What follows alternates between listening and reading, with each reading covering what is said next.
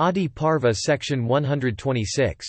Vaisampayana said, "The godlike rishis, wise in councils, beholding the death of Pandu, consulted with one another, and said, 'The virtuous and renowned King Pandu, abandoning both sovereignty and kingdom, came hither for practicing ascetic austerities and resigned himself to the ascetics dwelling on this mountain. He hath hence ascended to heaven, leaving his wife and infant sons as a trust in our hands. Our duty now is to repair to his kingdom with these his offspring and his wife.'" Vaisampayana continued, "Then those godlike rishis of magnanimous hearts, and crowned with ascetic success, summoning one another, resolved to go to Hastinapura with Pandu's children ahead, desiring to place them in the hands of Bhishma and Dhritarashtra.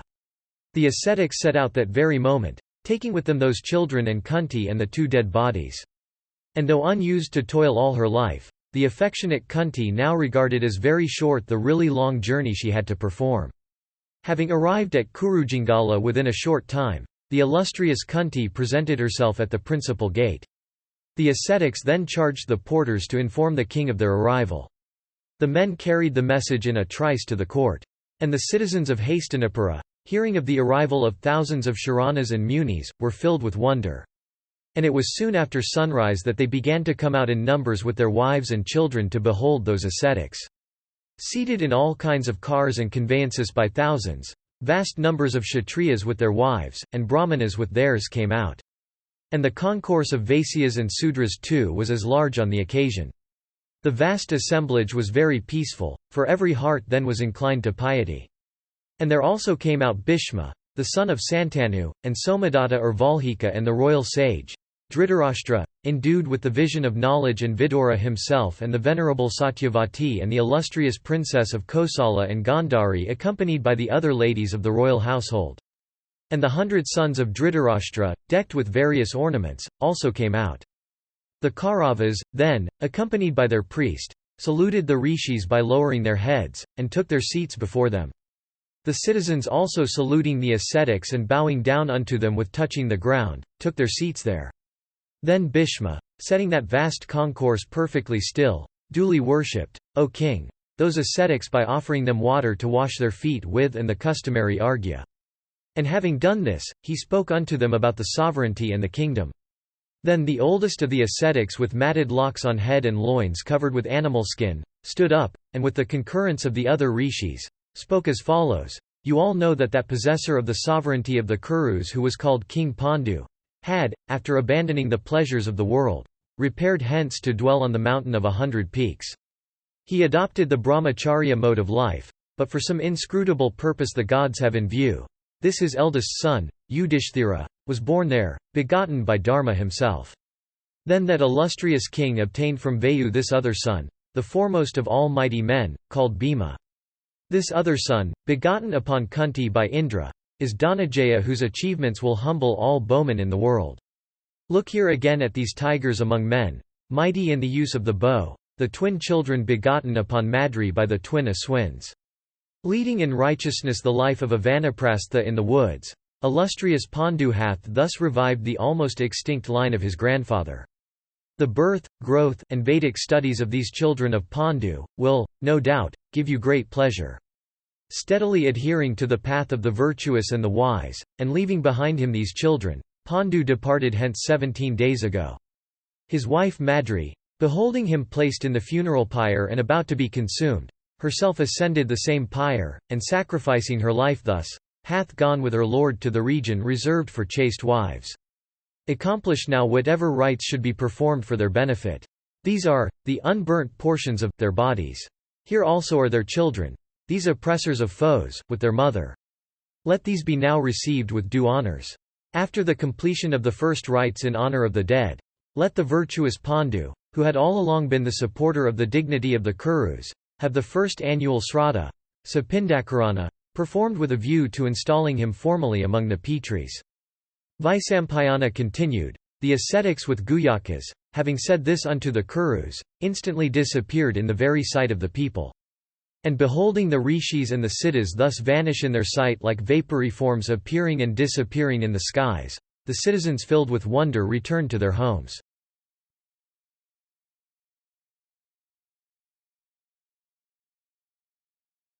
Adiparva section 127.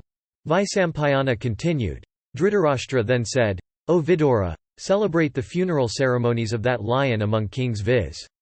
Pandu and of Madri also, in right royal style.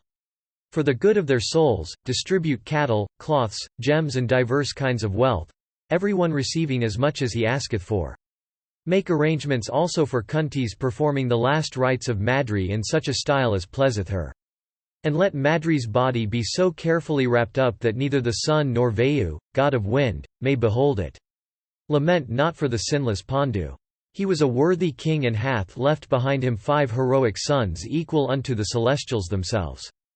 Vaisampayana continued. Then Vidura, O Bharata, saying, So be it, in consultation with Bhishma, fixed upon a sacred spot for the funeral rites of Pandu. The family priests went out of the city without loss of time, carrying with them the blazing sacred fire fed with clarified butter and rendered fragrant therewith. Then friends, relatives and adherents, wrapping it up in cloth, decked the body of the monarch with the flowers of the season and sprinkled various excellent perfumes over it. And they also decked the hearse itself with garlands and rich hangings. Then placing the covered body of the king with that of his queen on that excellent bier decked out so brightly, they caused it to be carried on human shoulders. With the white umbrella, of state, held over the hearse with waving yak tails and sounds of various musical instruments, the whole scene looked bright and grand. Hundreds of people began to distribute gems among the crowd on the occasion of the funeral rites of the king. At length some beautiful robes, and white umbrellas and larger yak tails, were brought for the great ceremony. The priests clad in white walked in the van of the procession pouring libations of clarified butter on the sacred fire blazing in an ornamental vessel. And Brahmanas, and Kshatriyas, and Vaisyas, and Sudras by thousands followed the deceased king, loudly wailing in these accents, O Prince! Where dost thou go, leaving us behind, and making us forlorn and wretched forever? And Bhishma, and Vidura, and the Pandavas, also all wept aloud. At last they came to a romantic wood on the banks of the Ganga. There they laid down the hearse on which the truthful and lion-hearted prince and his spouse lay. Then they brought water in many golden vessels, washed the prince's body besmeared before with several kinds of fragrant paste, and again smeared it over with sandal paste. They then dressed it in a white dress made of indigenous fabrics. And with the new suit on, the king seemed as if he was living and only sleeping on a costly bed. When the other funeral ceremonies also were finished in consonance with the directions of the priests, the Kauravas set fire to the dead bodies of the king and the queen, bringing lotuses, sandal paste, and other fragrant substances to the pyre. Then seeing the bodies aflame, Kausalya burst out, O my son, and fell down senseless on the ground. And seeing her down, the citizens and the inhabitants of the provinces began to wail from grief and affection for their king. And the birds of the air and the beasts of the field were touched by the lamentations of Kunti. And Bhishma, the son of Santanu, and the wise Vidura, and the others also that were there, became disconsolate.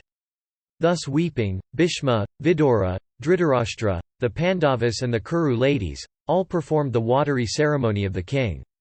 And when all this was over, the people, themselves filled with sorrow, began to console the bereaved sons of Pandu.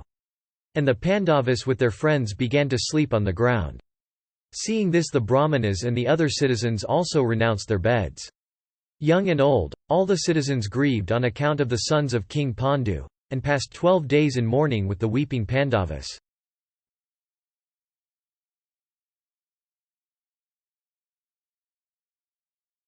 Adiparva section 128. Vaisampayana said, Then Bhishma and Kunti with their friends celebrated the sraddha of the deceased monarch, and offered the pinda. And they feasted the Kauravas and thousands of Brahmanas unto whom they also gave gems and lands. Then the citizens returned to Hastinapura with the sons of Pandu, now that they had been cleansed from the impurity incident to the demise of their father. All then fell to weeping for the departed king. It seemed as if they had lost one of their own kin. When the sraddha had been celebrated in the manner mentioned above, the venerable Vyasa, seeing all the subjects sunk in grief, said one day to his mother Satyavati, Mother, our days of happiness have gone by and days of calamity have succeeded. Sin beginneth to increase day by day. The world hath got old. The empire of the Kauravas will no longer endure because of wrong and oppression. Go thou then into the forest, and devote thyself to contemplation through yoga. Henceforth society will be filled with deceit and wrong. Good work will cease. Do not witness the annihilation of thy race in thy old age." Acquiescing in the words of Vyasa, Satyavati entered the inner apartments and addressed her daughter-in-law, saying, "O Ambika! I hear that in consequence of the deeds of your grandsons, this Bharata dynasty and its subjects will perish. If thou permit, I would go to the forest with Kausalya, so grieved at the loss of her son." "O king!" Saying this, the queen, taking the permission of Bhishma also, went to the forest. And arriving there with her 2 daughters-in-law, she became engaged in profound contemplation, and in good time leaving her body ascended to heaven. Vaisampayana continued, "Then the sons of King Pandu, having gone through all the purifying rites prescribed in the Vedas, began to grow up in princely style in the home of their father. Whenever they were engaged in play with the sons of Dhritarashtra, their superiority of strength became marked. In speed, in striking the objects aimed at, in consuming articles of food, and scattering dust, Bhimasena beat all the sons of Dhritarashtra. The son of the wind god pulled them by the hair and made them fight with one another, laughing all the while. And Vrikodara easily defeated those 101 children of great energy as if they were one instead of being 101. The second Pandava used to seize them by the hair, and throwing them down, to drag them along the earth. By this, some had their knees broken, some their heads, and some their shoulders. That youth, sometimes holding 10 of them, drowned them in water, till they were nearly dead. When the sons of Dhritarashtra got up to the boughs of a tree for plucking fruits, Bhima used to shake that tree, by striking it with his foot, so that down came the fruits and the fruit pluckers at the same time. In fact, those princes were no match for Bhima in pugilistic encounters, in speed, or in skill. Bhima used to make a display of his strength by thus tormenting them in childishness but not from malice. Seeing these wonderful exhibitions of the might of Bhima, the powerful Duryodhana, the eldest son of Dhritarashtra, began to conceive hostility towards him. And the wicked and unrighteous Duryodhana, through ignorance and ambition, prepared himself for an act of sin. He thought, there is no other individual who can compare with Bhima, the second son of Pandu, in point of prowess. I shall have to destroy him by artifice. Singly, Bhima dares a century of us to the combat. Therefore, when he shall sleep in the garden, I shall throw him into the current of the Ganga. Afterwards, confining his eldest brother Yudhishthira and his younger brother Arjuna, I shall reign sole king without molestation." Determined thus, the wicked Duryodhana was ever on the watch to find out an opportunity for injuring Bhima. And, O Bharata, at length at a beautiful place called Pramanakoti on the banks of the Ganga, he built a palace decorated with hangings of broad knot cloth and other rich stuffs. And he built this palace for sporting in the water there, and filled it with all kinds of entertaining things and choice viands. Gay flags waved on the top of this mansion. The name of the house was, the Water Sport House. Skillful cooks prepared various kinds of viands. When all was ready, the officers gave intimation to Duryodhana.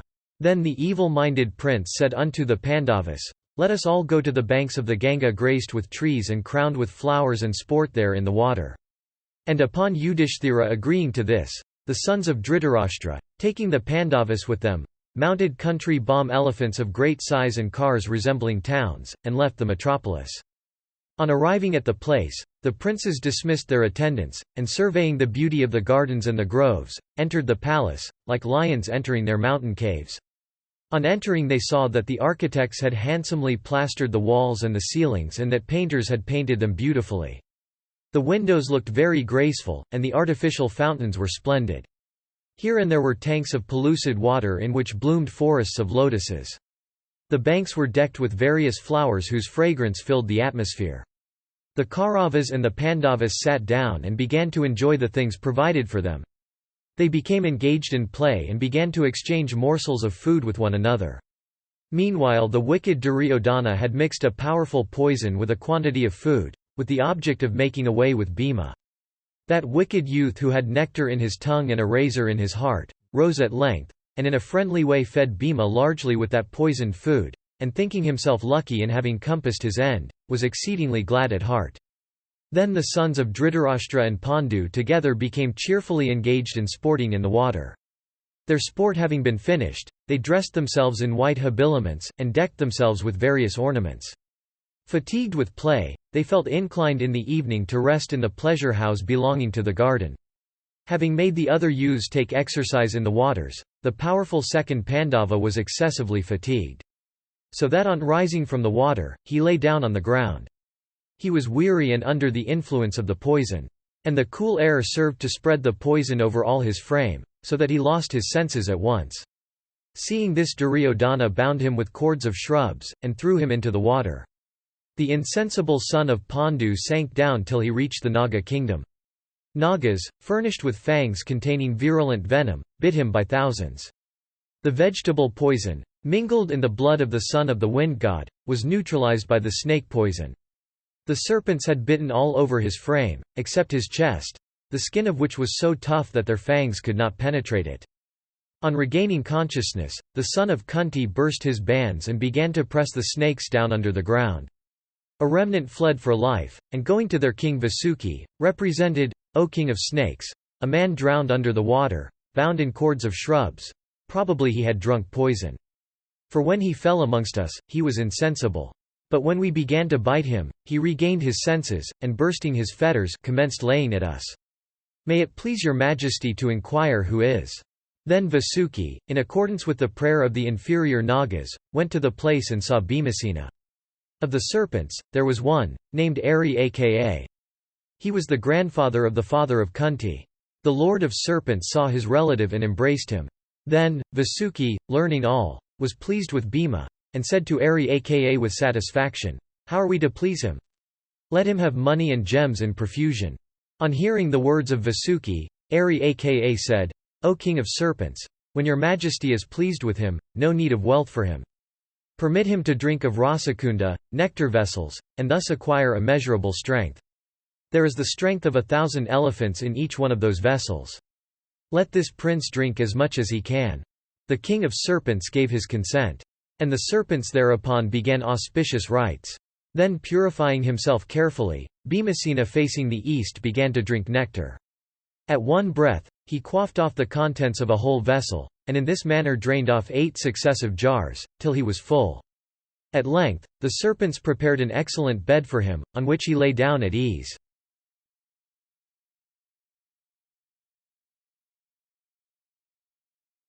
Adiparva section 129. Vaisampayana said, "Meanwhile the Kauravas and the Pandavas, after having thus sported there, set out, without Bhima, for Hastinapura, some on horses, some on elephants, while others preferred cars and other conveyances. And on their way they said to one another, 'Perhaps, Bhima hath gone before us.' And the wicked Duryodhana was glad at heart to miss Bhima, and entered the city with his brothers in joy. The virtuous Yudhishthira, himself unacquainted with vice and wickedness, regarded others to be as honest as himself. The eldest son of Pritha, filled with fraternal love, going unto his mother, said, after making obeisance to her, 'O mother, hath Bhima come?' 'O good mother, I don't find him here. Where may he have gone? We long sought for him everywhere in the gardens and the beautiful woods, but found him nowhere. At length, we thought that the heroic Bhima preceded us all. O illustrious dame, we came hither in great anxiety. Arrived here, where hath he gone? Have you sent him anywhere? O tell me, I am full of doubts respecting the mighty Bhima. He had been asleep and hath not come. I conclude he is no more.'" Hearing these words of the highly intelligent Yudhishthira, Kunti shrieked, in alarm, and said, "Dear son, I have not seen Bhima. He did not come to me. Oh, return in haste, and with your brothers search for him." Having said this in affliction to her eldest son, she summoned Vidura, and said, "O illustrious Kshatri, Bhimasena is missing.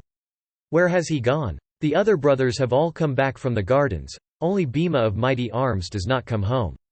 Duryodhana likes him not. The Kaurava is crooked and malicious and low-minded and imprudent. He coveteth the throne openly. I am afraid he may have in a fit of anger slain my darling. This afflicts me sorely, indeed, it burns my heart." Vidura replied, "Blessed dame, say not so. Protect thy other sons with care. If the wicked Duryodhana be accused, he may slay thy remaining sons. The great sage hath said that all thy sons will be long-lived. Therefore, Bhima will surely return and gladden thy heart." Vaisampayana continued, "The wise Vidura, having said this unto Kunti, returned to his abode, while Kunti, in great anxiety, continued to stay at home with her children.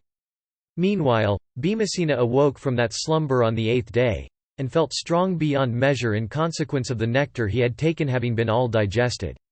Seeing him awake, the Nagas began to console and cheer him, saying, "O thou of mighty arms! The strength-giving liquor thou hast drunk will give thee the might of 10,000 elephants. No one now will be able to vanquish thee in fight. O bull of Kura's race! Do thou bath in this holy and auspicious water and return home. Thy brothers are disconsolate because of thee." Then Bhima purified himself with a bath in those waters, and decked in white robes and flowery garlands of the same hue, ate of the paramana, rice and sugar pudding, offered to him by the Nagas. Then that oppressor of all foes, decked in celestial ornaments, received the adorations and blessings of the snakes, and saluting them in return, rose from the nether region. Bearing up the lotus-eyed Pandava from under the waters, the Nagas placed him in the selfsame gardens wherein he had been sporting, and vanished in his very sight. The mighty Bhimasena, arrived on the surface of the earth, ran with speed to his mother. And bowing down unto her and his eldest brother, and smelling the heads of his younger brothers, that oppressor of all foes was himself embraced by his mother and every one of those bulls among men. Affectionate unto one another, they all repeatedly exclaimed, "What is our joy today, oh what joy!" Then Bhima, endued with great strength and prowess, related to his brothers everything about the villainy of Duryodhana, and the lucky and unlucky incidents that had befallen him in the world of the serpents. Thereupon Yudhishthira said, "Do thou observe silence on this. Do not speak of this to anyone. From this day, protect ye all one another with care." Thus cautioned by the righteous Yudhishthira, they all, with Yudhishthira himself, became very vigilant from that day. And lest negligence might occur on the part of the sons of Kunti, Vidura continually offered them sage advice. Some time after, Duryodhana again mixed in the food of Bhima a poison that was fresh, virulent, and very deadly. But Yuyutsu, Dhritarashtra's son by a Vaisya wife, moved by his friendship for the Pandavas, informed them of this. Vrikodara, however, swallowed it without any hesitation, and digested it completely. And, though virulent, the poison produced no effects on Bhima. When that terrible poison intended for the destruction of Bhima failed of its effect, Duryodhana, Kama and Sakuni, without giving up their wicked design, had recourse to numerous other contrivances for accomplishing the death of the Pandavas. And though every one of these contrivances was fully known to the Pandavas, yet in accordance with the advice of Vidura they suppressed their indignation. Meanwhile, the king, Dhritarashtra, beholding the Kuru princes passing their time in idleness and growing naughty, appointed Gautama as their preceptor and sent them unto him for instruction. Born among a clump of heath, Gautama was well skilled in the Vedas, and it was under him, also called Kripa, that the Kum princes began to learn the use of arms.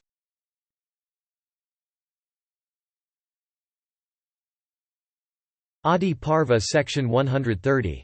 Janamejaya said, "O Brahmana, it behoveth thee to relate to me everything about the birth of Kripa. How did he spring from a clump of heath? Whence also did he obtain his weapons?" Vaisampayana said, "O king, the great sage Gautama had a son named Saradwat. This Saradwat was born with arrows in hand. O oppressor of foes! The son of Gautama exhibited great aptitude for the study of the science of weapons, but none for the other sciences. Saradwat acquired all his weapons by those austerities by which Brahmanas in student life acquire the knowledge of Vedas. Gautama, the son of Gautama, by his aptitude for the science of weapons and by his austerities made Indra himself greatly afraid of him. Then, O thou of Kuru's race, the chief of the gods summoned a celestial damsel named Janapati and sent her unto Gautama, saying, Do thy best to disturb the austerities of Gautama. Repairing unto the charming asylum of Saradwat, the damsel began to tempt the ascetic equipped with bow and arrows. Beholding that Aspara, a figure unrivaled on earth for beauty, alone in those woods and clad in a single piece of cloth, Saradwat's eyes expanded with delight. At the sight of the damsel, his bow and arrows slipped from his hand and his frame shook all over with emotion. But possessed of ascetic fortitude and strength of soul, the sage mustered sufficient patience to bear up against the temptation. The suddenness, however, of his mental agitation, caused an unconscious emission of his vital fluid. Leaving his bow and arrows and deerskin behind, he went away, flying from the Aspara. His vital fluid, however, having fallen upon a clump of heath, was divided into two parts, whence sprang two children that were twins. And it happened that a soldier in attendance upon King Santanu while the monarch was out a-hunting in the woods, came upon the twins. And seeing the bow and arrows and deerskin on the ground, he thought they might be the offspring of some Brahmana proficient in the science of arms. Deciding thus, he took up the children along with the bow and arrows, and showed what he had to the king. Beholding them, the king was moved with pity, and saying, "Let these become my children," brought them to his palace. Then that first of men, Santanu, the son of Pratipa, having brought Gautama's twins into his house, performed in respect of them the usual rites of religion. And he began to bring them up and called them Kripa and Kripi, in allusion to the fact that he brought them up from motives of pity, Kripa. The son of Gautama, having left his former asylum, continued his study of the science of arms in right earnest. By his spiritual insight he learnt that his son and daughter were in the palace of Santanu. He thereupon went to the monarch and represented everything about his lineage. He then taught Kripa the 4 branches of the science of arms, and various other branches of knowledge, including all their mysteries and recondite details.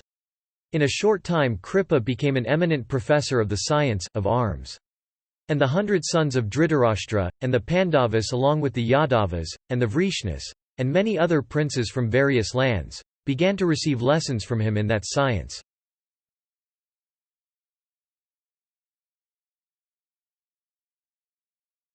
Adiparva section 131. Vaisampayana said, desirous of giving his grandsons a superior education, Bhishma was on the lookout for a teacher endued with energy and well skilled in the science of arms.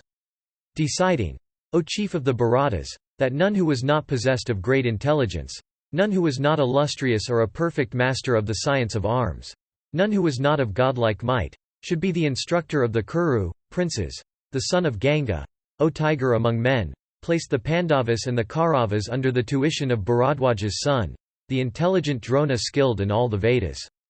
Pleased with the reception given him by the great Bhishma, that foremost of all men skilled in arms, viz. illustrious Drona of worldwide fame, accepted the princes as his pupils. And Drona taught them the science of arms in all its branches. And, O monarch, both the Kauravas and the Pandavas endued with immeasurable strength in a short time became proficient in the use of all kinds of arms. Janamejaya asked, O Brahmana, how was Drona born? How and whence did he acquire his arms? How and why came he unto the Kurus? Whose son also was he endued with such energy? Again, how was his son Aswathaman, the foremost of all skilled in arms bomb? I wish to hear all this. Please recite them in detail. Vaisampayana said, there dwelt at the source of the Ganga a great sage named Bharadvaja, ceaselessly observing the most rigid vows. One day of old, intending to celebrate the Agnihotra sacrifice, he went along with many great rishis to the Ganga to perform his ablutions.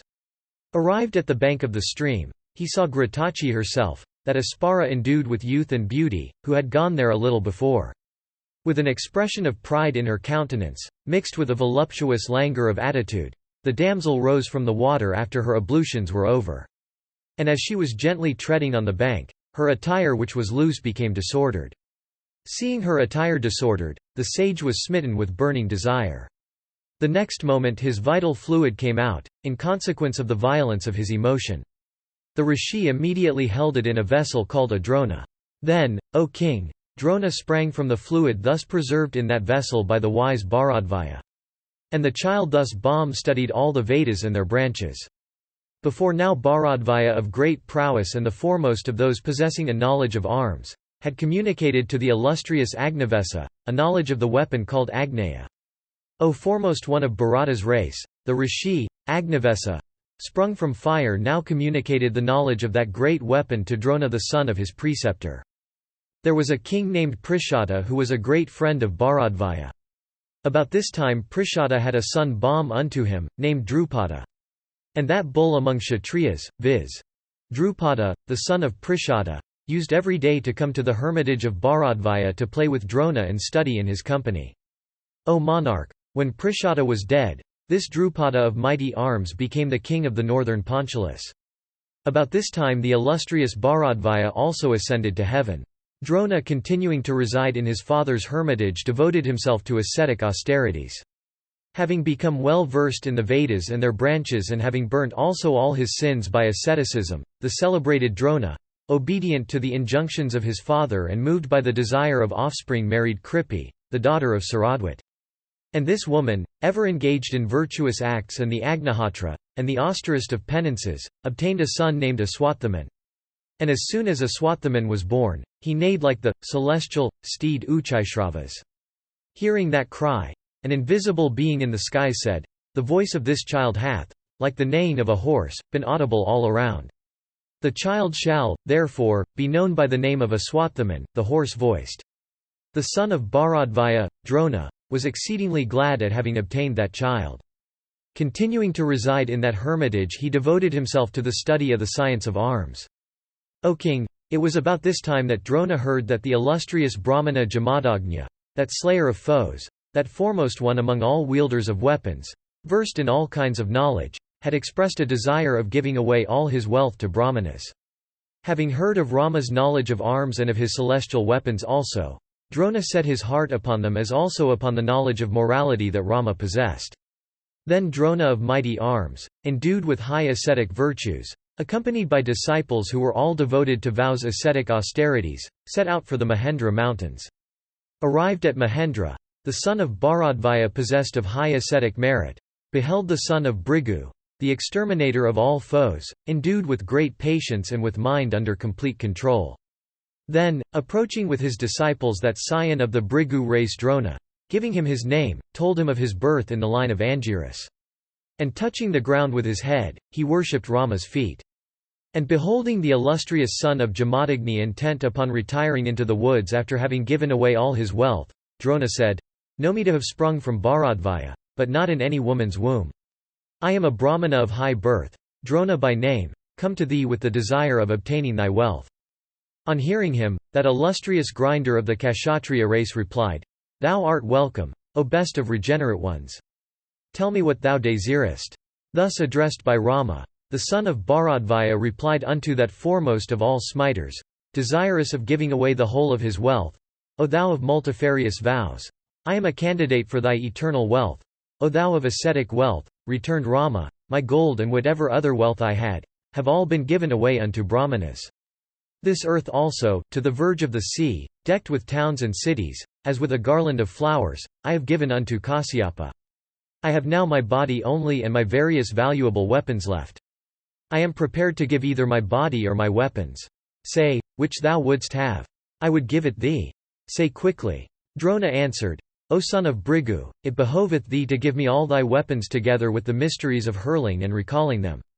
Saying, "So be it," the son of Bhrigu gave all his weapons unto Drona, indeed, the whole science of arms with its rules and mysteries. Accepting them all, and thinking himself amply rewarded, that best of Brahmanas then, glad at heart, set out, for, the city of, his friend Drupada.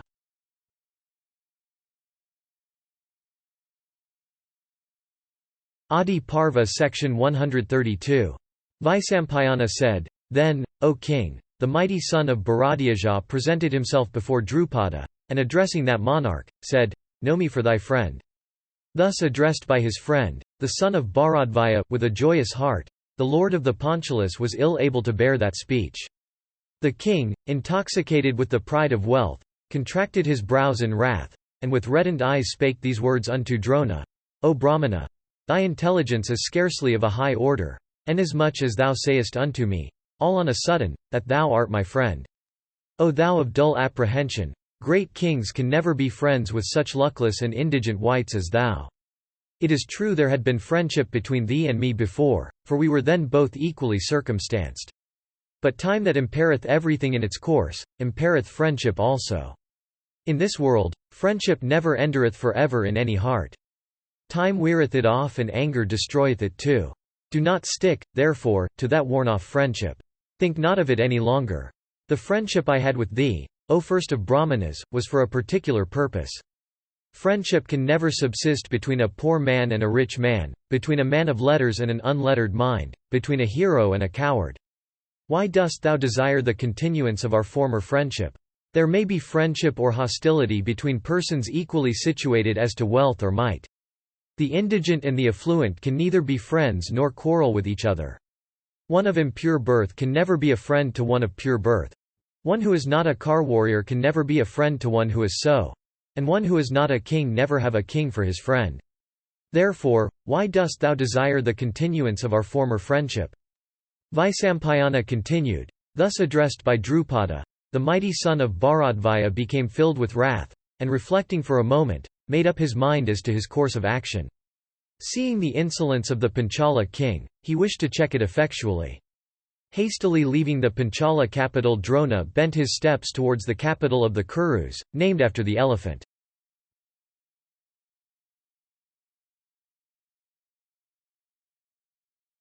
Adiparva section 133. Vaisampayana said, arrived at Hastinapura, that best of Brahmanas, the son of Bharadvaya, continued to live privately in the house of Gautama Kripa. His mighty son, Aswathaman, at intervals of Kripa's teaching, used to give the sons of Kunti lessons in the use of arms. But as yet none knew of Aswathaman's prowess. Drona had thus lived privately for some time in the house of Kripa when one day the heroic princes, all in a company, came out of Hastinapura. And coming out of the city, they began to play with a ball and roam about in gladness of heart. And it so happened that the ball with which they had been playing fell into a well. And thereupon the princes strove their best to recover it from the well. But all the efforts the princes made to recover it proved futile. They then began to eye one another bashfully, and not knowing how to recover it, their anxiety became great. Just at this time they beheld a Brahmana near enough unto them, of darkish hue, decrepit and lean, sanctified by the performance of the Agnihotra and who had finished his daily rites of worship. And beholding that illustrious Brahmana, the princes who had despaired of success surrounded him immediately. Drona, for that Brahmana was no other, seeing the princes unsuccessful, and conscious of his own skill, smiled a little, and addressing them said, shame on your Kshatriya might, and shame also on your skill in arms. You have been born in the race of Bharata. How is it that ye cannot recover the ball, from the bottom of this well? If ye promise me a dinner today, I will, with these blades of grass, bring up not only the ball ye have lost but this ring also that I now throw down. Thus saying, Drona, that oppressor of foes, taking off his ring, threw it down into the dry well. Then Yudhishthira, the son of Kunti, addressing Drona, said, O Brahmana, thou askest for a trifle. Do thou, with Kripa's permission, obtain of us that which would last thee for life. Thus addressed, Drona with smiles replied unto the Bharata princes, saying, this handful of long grass I would invest, by my mantras, with the virtue of weapons. Behold, these blades possess virtues that other weapons have not. I will, with one of these blades, pierce the ball, and then pierce that blade with another, and that another with a third, and thus shall I, by a chain, bring up the ball. Vaisampayana continued, then Drona did exactly what he had said. And the princes were all amazed and their eyes expanded with delight.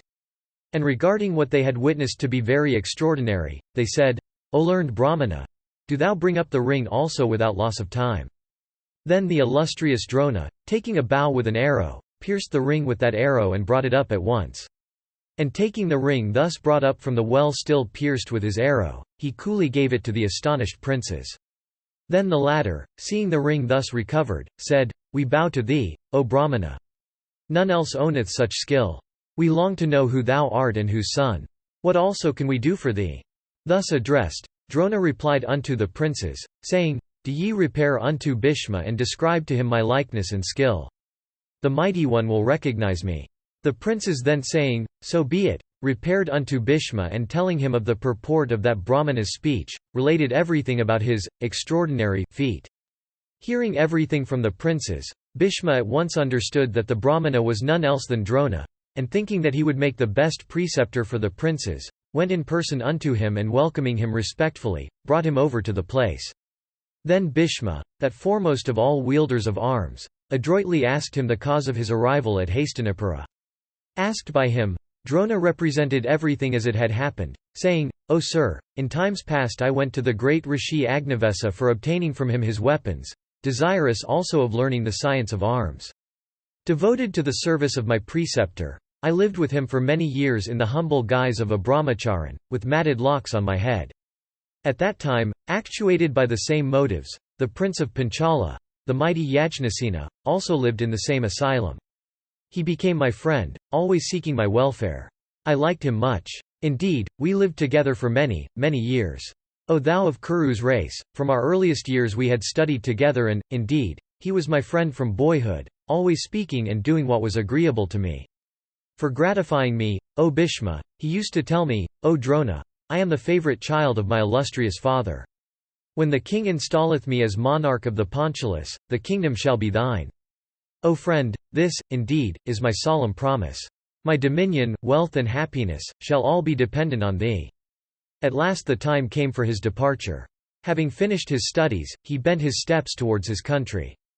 I offered him my regards at the time, and, indeed, I remembered his words ever afterwards.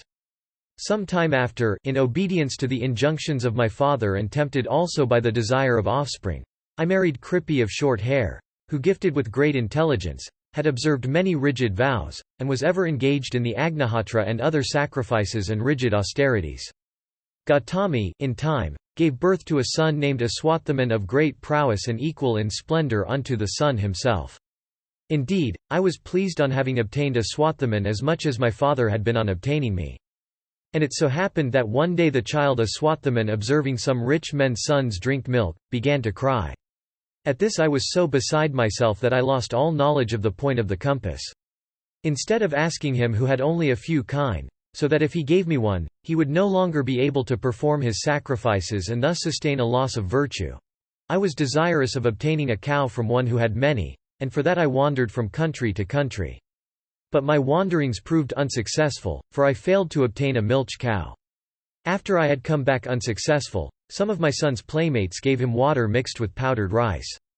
Drinking this, the poor boy was deceived into the belief that he had taken milk, and began to dance in joy, saying, 1 have taken milk, I have taken milk.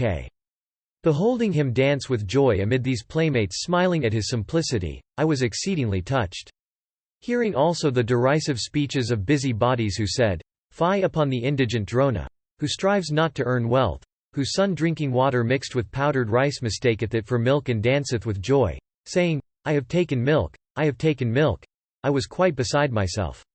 Reproaching myself much, I at last resolved that even if I should have to live cast off and censured by Brahmanas, I would not yet, from desire of wealth, be anybody's servant, which is ever hateful. Thus resolved, O Bhishma, I went, for former friendship, unto the king of the Samakas, taking with me my dear child and wife. Hearing that he had been installed in the sovereignty of the Samakas, I regarded myself as blessed beyond compare. Joyfully I went unto that dear friend of mine seated on the throne, remembering my former friendship with him and also his own words to me. And, O illustrious one, approaching Drupada, I said, O tiger among men, know me for thy friend. Saying this, I approached him confidently as a friend should. But Drupada, laughing in derision, cast me off as if I were a vulgar fellow. Addressing me he said, Thy intelligence scarcely seemeth to be of a high order, inasmuch as approaching me suddenly, thou sayest thou art my friend. Time that impaireth everything, impaireth friendship also. My former friendship with thee was for a particular purpose. One of impure birth can never be a friend of one who is of pure birth. One who is not a car warrior can never be a friend of one who is such. Friendship can only subsist between persons that are of equal rank, but not between those that are unequally situated. Friendship never subsisteth for ever in my heart. Time impaireth friendships, as also anger destroyeth them. Do thou not stick, therefore, to that worn-off friendship between us. Think not of it any longer. The friendship I had with thee, O best of Brahmanas, was for a special purpose. There cannot be friendship between a poor man and a rich man, between an unlettered hind and a man of letters, between a coward and a hero. Why dost thou, therefore, desire the revival of our former friendship? O thou of simple understanding, great kings can never have friendship with such indigent and luckless wight as thou? One who is not a king can never have a king for his friend. I do not remember ever having promised thee my kingdom. But, O Brahmana, I can now give thee food and shelter for one night. Thus addressed by him, I left his presence quickly with my wife, vowing to do that which I will certainly do soon enough. Thus insulted by Drupada, O Bhishma, I have been filled with wrath. I have come to the Kurus, desirous of obtaining intelligent and docile pupils. I come to Hastinapura to gratify thy wishes. Oh, tell me what I am to do. Vaisampayana continued, thus addressed by the son of Bharadvaya. Bhishma said unto him, String thy bow, O Brahmana, and make the Kuru princes accomplished in arms. Worshipped by the Kurus, enjoy with a glad heart to thy fill every comfort in their abode. Thou art the absolute Lord, O Brahmana, of whatever wealth the Kurus have and of their sovereignty and kingdom. The Kurus are thine, from this day. Think that is already accomplished which may be in thy heart. Thou art, O Brahmana, obtained by us as the fruit of our great good luck. Indeed, the favour thou hast conferred upon me by thy arrival is great.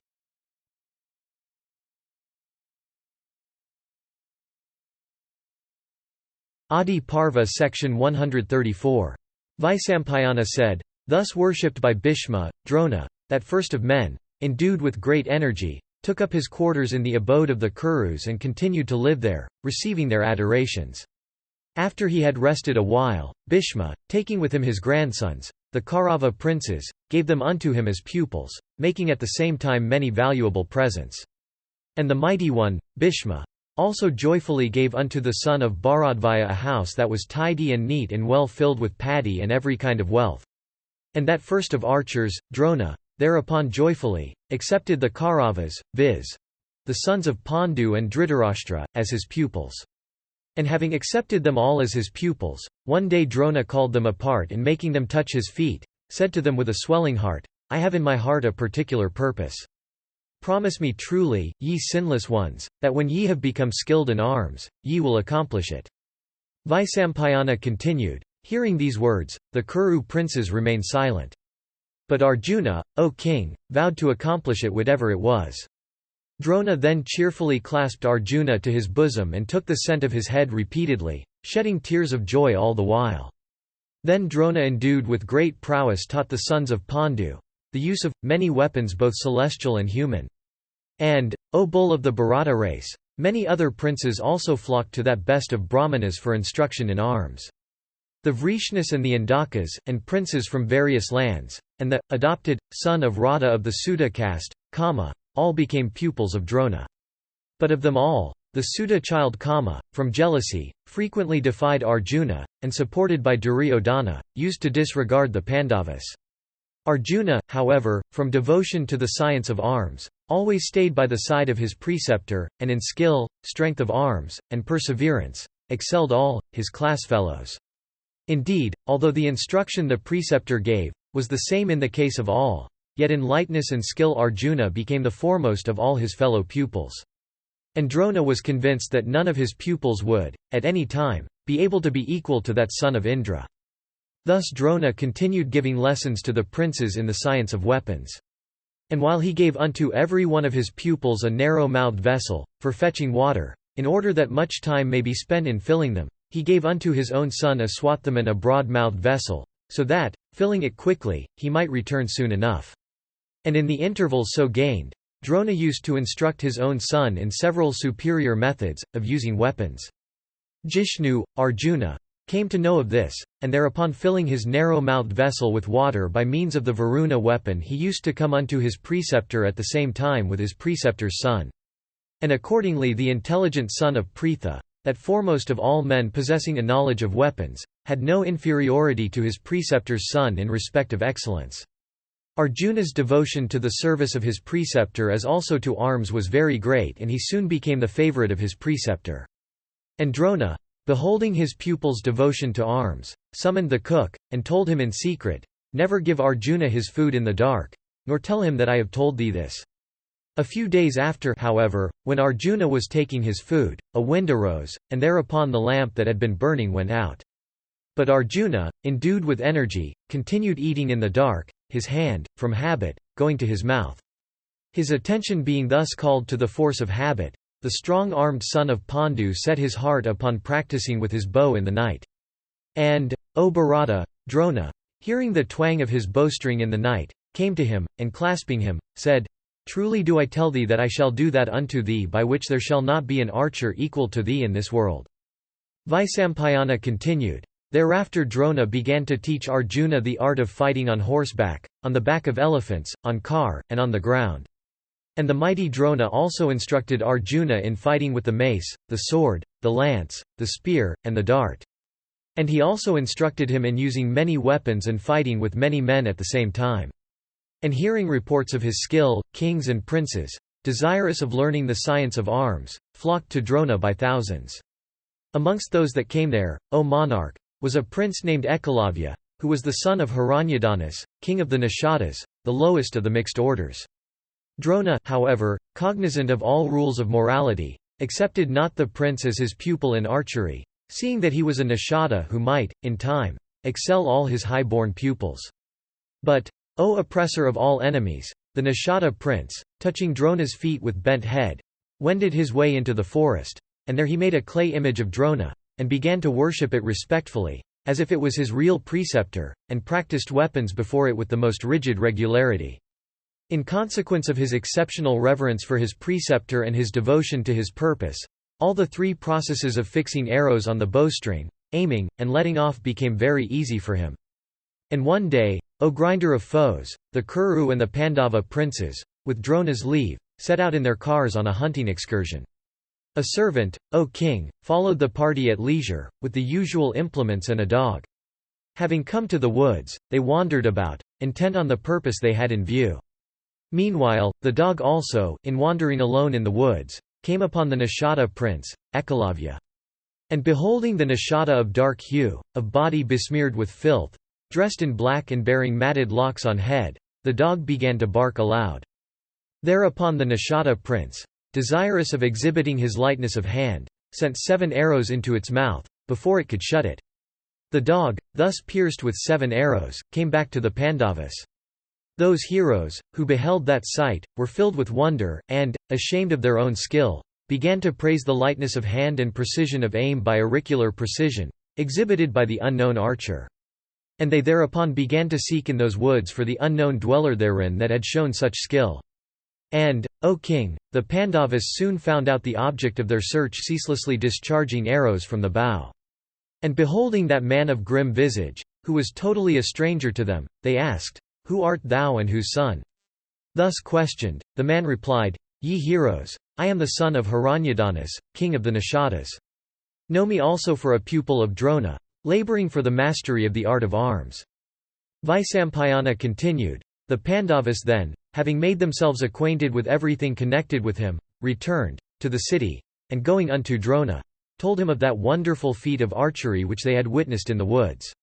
Arjuna, in particular, thinking all the while, O king, Ekalavya, saw Drona in private and relying upon his preceptor's affection for him, said, "Thou hadst lovingly told me, clasping me, to thy bosom, that no pupil of thine should be equal to me. Why then is there a pupil of thine, the mighty son of the Nishada king, superior to me?" Vaisampayana continued, on hearing these words, Drona reflected for a moment, and resolving upon the course of action he should follow, took Arjuna with him and went unto the Nishada prince. And he beheld Ekalavya with body besmeared with filth, matted locks, on head, clad in rags, bearing a bow in hand and ceaselessly shooting arrows therefrom. And when Ekalavya saw Drona approaching towards him, he went a few steps forward, and touched his feet and prostrated himself on the ground. And the son of the Nishada king worshipping Drona, duly represented himself as his pupil, and clasping his hands in reverence stood before him, awaiting his commands. Then Drona, O king, addressed Ekalavya, saying, "If, O hero, thou art really my pupil, give me then my fees." On hearing these words, Ekalavya was very much gratified, and said in reply, "O illustrious preceptor, what shall I give? Command me. For there is nothing, O foremost of all persons conversant with the Vedas, that I may not give unto my preceptor." Drona answered, "O Ekalavya, if thou art really intent on making me a gift, I should like then to have the thumb of thy right hand." Vaisampayana continued, hearing these cruel words of Drona, who had asked of him his thumb as tuition fee, Ekalavya, ever devoted to truth and desirous also of keeping his promise, with a cheerful face and an unafflicted heart cut off without ado his thumb, and gave it unto Drona. After this, when the Nishada prince began once more to shoot with the help of his remaining fingers, he found, O king, that he had lost his former lightness of hand. And at this Arjuna became happy, the fever of jealousy having left him. 2 of Drona's pupils became very much accomplished in the use of mace. These were Druvodana and Bhima, who were, however, always jealous of each other. Aswathaman excelled everyone, in the mysteries of the science of arms. The twins, Nakula and Sahadeva, excelled everybody in handling the sword. Yudhishthira surpassed everybody as a car warrior. But Arjuna, however, outdistanced everyone in every respect, in intelligence, resourcefulness, strength and perseverance. Accomplished in all weapons, Arjuna became the foremost of even the foremost of Kar warriors, and his fame spread all over the earth to the verge of the sea.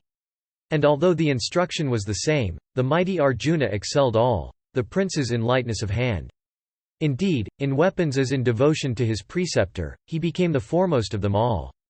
And amongst all the princes, Arjuna alone became an Atiratha, a Kar warrior capable of fighting at one time with 60,000 foes. And the wicked sons of Dhritarashtra, beholding Bhimasena endued with great strength and Arjuna accomplished in all arms, became very jealous of them. O bull among men! One day Drona, desirous of testing the comparative excellence of all his pupils in the use of arms, collected them all together after their education had been completed. And before assembling them together, he had caused an artificial bird, as the would-be aim, to be placed on the top of a neighboring tree. And when they were all together, Drona said unto them, "Take up your bows quickly and stand here aiming at that bird on the tree, with arrows fixed on your bowstrings. Shoot and cut off the bird's head, as soon as I give the order. I shall give each of you a turn, one by one, my children." Vaisampayana continued. Then Drona, that foremost of all Angira's sons, first addressed Yudhishthira saying, "O irrepressible one! Aim with thy arrow and shoot as soon as I give the order."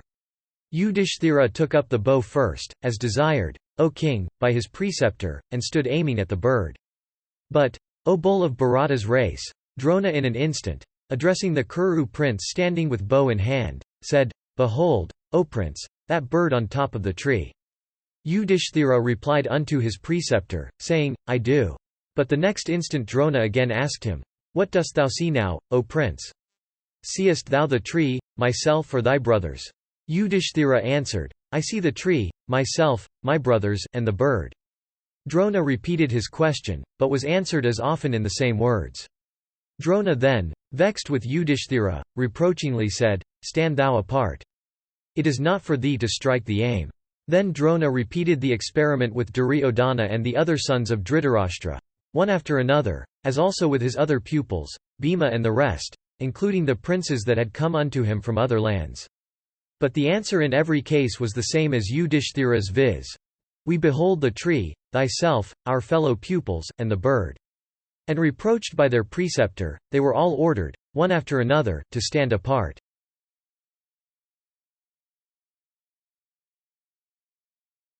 Adiparva section 135. Vaisampayana said, when everyone had failed, Drona smilingly called Arjuna and said unto him, "By thee the aim must be shot. Therefore, turn thy eyes to it. Thou must let fly the arrow as soon as I give the order. Therefore, O son, stand here with bow and arrow for an instant." Thus addressed, Arjuna stood aiming at the bird as desired by his preceptor, with his bow bent. An instant after Drona asked him, as in the case of others, "Seest thou, O Arjuna, the bird there, the tree, and myself?" Arjuna replied, "I see the bird only, but nor the tree, or thyself." Then the irrepressible Drona, well pleased with Arjuna, the instant after, again said unto that mighty Kar warrior amongst the Pandavas, "If thou seest the vulture, then describe it to me." Arjuna said, "I see only the head of the vulture, not its body." At these words of Arjuna, the hair, on Drona's body, stood on end from delight. He then said to Partha, "Shoot." And the latter instantly let fly his arrow, and with his sharp shaft speedily struck off the head of the vulture on the tree and brought it down to the ground. No sooner was the deed done than Drona clasped Falguna to his bosom and thought Drupada with his friends had already been vanquished in fight. Some time after, O bull of Bharata's race, Drona, accompanied by all of his pupils, went to the bank of the Ganga to bathe in that sacred stream. And when Drona had plunged into the stream, a strong alligator, sent as it were, by death himself, seized him by the thigh. And though himself quite capable, Drona in a seeming hurry asked his pupil to rescue him. And he said, "Oh, kill this monster and rescue me." Contemporaneously with this speech, Vabatsu, Arjuna, struck the monster within the water with 5 sharp arrows irresistible in their course, while the other pupils stood confounded, each at his place. Beholding Arjuna's readiness, Drona considered him to be the foremost of all his pupils, and became highly pleased. The monster, in the meantime cut into pieces by the arrows of Arjuna, released the thigh of illustrious Drona and gave up the ghost. The son of Bharadvaja then addressed the illustrious and mighty car warrior Arjuna and said, "Accept, O thou of mighty arms, this very superior and irresistible weapon called Brahmasira with the methods of hurling and recalling it. Thou must not, however, ever use it against any human foe, for if hurled at any foe endued with inferior energy, it might bum the whole universe. It is said, O child, that this weapon hath not a peer in the three worlds. Keep it, therefore, with great care, and listen to what I say. If ever, O hero, any foe, not human, contendeth against thee, thou mayest then employ it against him for compassing his death in battle." Pledging himself to do what he was bid, Vibhatsu then, with joined hands, received that great weapon. The preceptor then, addressing him again, said, "None else in this world will ever become a superior bowman to thee. Vanquished thou shall never be by any foe, and thy achievements will be great." Adiparva section 136. Vaisampayana said, "O thou of Bharata's race, beholding the sons of Dhritarashtra and Pandu accomplished in arms, Drona, O monarch, addressed King Dhritarashtra, in the presence of Kripa, Somadatta, Valhika, the wise son of Ganga, Bhishma, Vyasa, and Vidura, and said, O best of kings, thy children have completed their education. With thy permission, O king, let them now show their proficiency." Hearing him, the king said with a gladdened heart, O best of Brahmanas, thou hast, indeed, accomplished a great deed. Command me thyself as to the place and the time where and when and the manner also in which the trial may be held. Grief arising from my own blindness maketh me envy those who, blessed with sight, will behold my children's prowess in arm. O Kshatri, Vidura, do all that Drona saith. O thou devoted to virtue, I think there is nothing that can be more agreeable to me. Then Vidura, giving the necessary assurance to the king, went out to do what he was bid. And Drona, endued with great wisdom, then measured out a piece of land that was void of trees and thickets and furnished with wells and springs. And upon the spot of land so measured out, Drona, that first of eloquent men, selecting a lunar day when the star ascendant was auspicious, offered up sacrifice unto the gods in the presence of the citizens assembled by proclamation to witness the same. And then, O bull among men, the artificers of the king built thereon a large and elegant stage according to the rules laid down in the scriptures, and it was furnished with all kinds of weapons. They also built another elegant hall for the lady spectators. And the citizens constructed many platforms while the wealthier of them pitched many spacious and high tents all around. When the day fixed for the tournament came, the king accompanied by his ministers, with Bhishma and Kripa, the foremost of preceptors, walking ahead, came unto that theatre of almost celestial beauty constructed of pure gold, and decked with strings of pearls and stones of lapis lazuli. And, O first of victorious men, Gandhari blessed with great good fortune and Kunti, and the other ladies of the royal household, in gorgeous attire and accompanied by their waiting women, joyfully ascended the platforms, like celestial ladies ascending the Sumeru mountain. And the four orders including the Brahmanas and Kshatriyas, desirous of beholding the prince's skill in arms, left the city and came running to the spot. And so impatient was every one to behold the spectacle, that the vast crowd assembled there in almost an instant. And with the sounds of trumpets and drums and the noise of many voices, that vast concourse appeared like an agitated ocean. At last, Drona accompanied by his son, dressed in white attire, with a white sacred thread, white locks, white beard, white garlands, and white sandal paste rubbed over his body, entered the lists. It seemed as if the moon himself accompanied by the planet Mars appeared in an unclouded sky. On entering, Bharadvaja performed timely worship and caused Brahmanas versed in mantras to celebrate the auspicious rites. And after auspicious and sweet-sounding musical instruments had been struck up as a propitiatory ceremony, some persons entered, equipped with various arms. And then having girded up their loins, those mighty warriors, those foremost ones of Bharata's race, the princes, entered, furnished with finger protectors, gauntlet, and bows and quivers. And with Yudhishthira at their head, the valiant princes entered in order of age and began to show wonderful skill with their weapons. Some of the spectators lowered their heads, apprehending fall of arrows, while others fearlessly gazed on with wonder. And riding swiftly on horses and managing them, dexterously, the princes began to hit marks with shafts engraved with their respective names.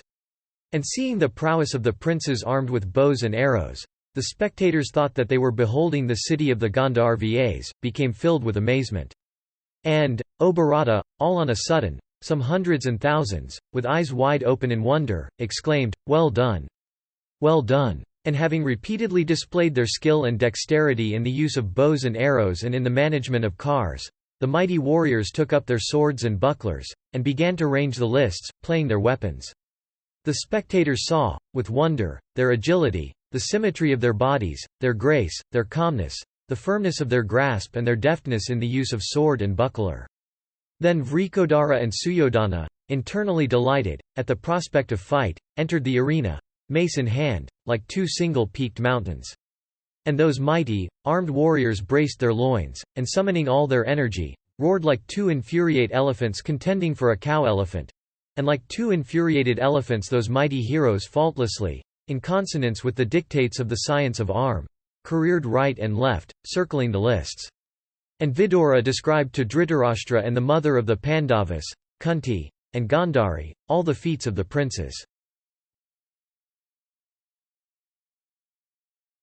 Adiparva section 137. Vaisampayana continued, upon the Kuru king and Bhima, the foremost of all endued with strength, having entered the arena, the spectators were divided into two parties in consequence of the partiality swaying their affections. Some cried, "Behold the heroic king of the Kurus!" Some, "Behold Bhima!" And on account of these cries, there was, all on a sudden, a loud uproar. And seeing the place become like a troubled ocean, the intelligent Bharadvaya said unto his dear son, Aswathaman, "Restrain both these mighty warriors so proficient in arms. Let not the ire of the assembly be provoked by this combat of Bhima and Duryodhana." Vaisampayana continued, "Then the son of the preceptor of the princes restrained those combatants with their maces uplifted and resembling two swollen oceans agitated by the winds that blow at the universal dissolution.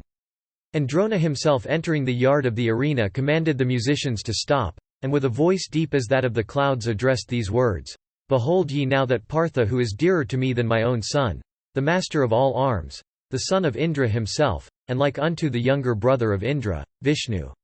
And having performed the propitiatory rites, the youthful Falguna, equipped with the finger protector, gauntlet, and his quiver full of shafts and bow in hand, donning his golden mail, appeared in the lists even like an evening cloud reflecting the rays of the setting sun and illumined by the hues of the rainbow and flashes of lightning. On seeing Arjuna, the whole assembly were delighted and conchs began to be blown all around with other musical instruments. And there arose a great uproar in consequence of the spectators exclaiming, "This is the graceful son of Kunti. This is the middle, third, Pandava. This is the son of the mighty Indra. This is the protector of the Kuruses. This is the foremost of those versed in arms. This is the foremost of all cherishers of virtue. This is the foremost of the persons of correct behavior, the great repository of the knowledge of manners." At those exclamations, the tears of Kunti, mixing with the milk of her breast, wetted her bosom. And his ears being filled with that uproar, that first of men, Dhritarashtra, asked Vidura in delight, "O Kshatri, what is this great uproar for, like unto that of the troubled ocean, arising all on a sudden and rending the very heavens?" Vidura replied, "O mighty monarch, the son of Pandu and Pritha, Falguna, clad in mail hath entered the lists. And hence this uproar." Dhritarashtra said, "O thou of soul so great, by the three fires sprung from Pritha who is even like the sacred fuel, I have, indeed, been blessed, favoured and protected." Vaisampayana continued, "When the spectators, excited with delight, had somewhat regained their equanimity, Vibhatsu began to display his lightness in the use of weapons.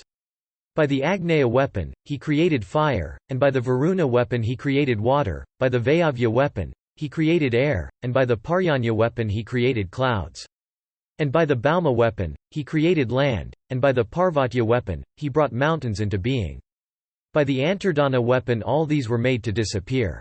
Now the beloved one of his preceptor, Arjuna, appeared tall and now short. Now he was seen on the yoke of his car, and now on the car itself, and the next moment he was on the ground. And the hero favoured by his practised dexterity, hit with his various butts, some tender, some fine and some of thick composition. And like one shaft, he let fly at a time into the mouth of a moving iron bore 5 shafts together from his bowstring. And that hero of mighty energy discharged 21 arrows into the hollow of a cow's horn hung up on a rope swaying to and fro. In this manner, O sinless one, Arjuna showed his profound skill in the use of sword, bow, and mace, walking over the lists in circles. And, O Bharata, when the exhibition had well nigh ended, the excitement of the spectators had cooled, and the sounds of instruments had died out, there was heard proceeding from the gate the slapping of arms, betokening might and strength, and even like unto the roar of the thunder. And, O king, as soon as this sound was heard, the assembled multitude instantly thought, are the mountains splitting, or is the earth itself rending asunder, or is the welkin resounding with the roar of gathering clouds? And then all the spectators turned their eyes towards the gate. And Drona stood, surrounded by the 5 brothers, the sons of Pritha, and looked like the moon in conjunction with the 5-starred constellation Asta. And Duryodhana, that slayer of foes, stood up in haste and was surrounded by his century of haughty brothers with Aswathaman amongst them. And that prince, mace in hand, thus surrounded by his 100 brothers with uplifted weapons, appeared like Purandara in days of yore, encircled by the celestial host on the occasion of the battle with the Danavas.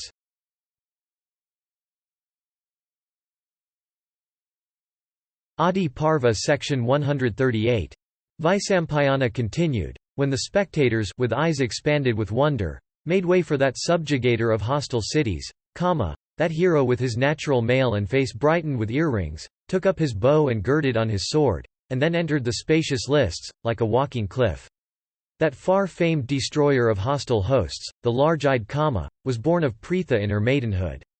He was a portion of the hot-beamed sun, and his energy and prowess were like unto those of the lion, or the bull, or the leader of a herd of elephants.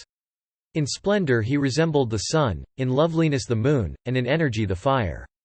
Begotten by the sun himself, he was tall in stature like a golden palm tree, and, endued with the vigor of youth, he was capable of slaying a lion. Handsome in features, he was possessed of countless accomplishments. The mighty armed warrior, eyeing all around the arena, bowed indifferently to Drona and Kripa. And the entire assembly, motionless and with steadfast gaze, thought, "Who is he?" And they became agitated in their curiosity to know the warrior. And that foremost of eloquent men, the offspring of the sun, in a voice deep as that of the clouds, addressed his unknown brother, the son of the subduer of the Asura, Paka, Indra, saying, "O Partha, I shall perform feats before this gazing multitude, excelling all thou hast performed. Beholding them, thou shalt be amazed. And, O thou best of those blessed with speech," he had hardly done when the spectators stood up all at once, uplifted by some instrument, as it were. And, O tiger among men, Duryodhana was filled with delight, while Vibhatsu was instantly all abashment and anger.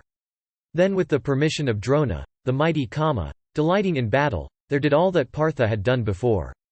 And, O Bharata, Duryodhana with his brothers thereupon embraced Kama in joy and then addressed him saying, "Welcome, O mighty armed warrior. I have obtained thee by good fortune, O polite one. Live thou as thou pleasest, and command me, and the kingdom of the Kurus."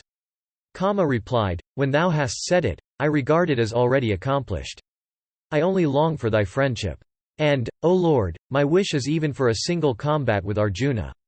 Duryodhana said, "Do thou with me enjoy the good things of life.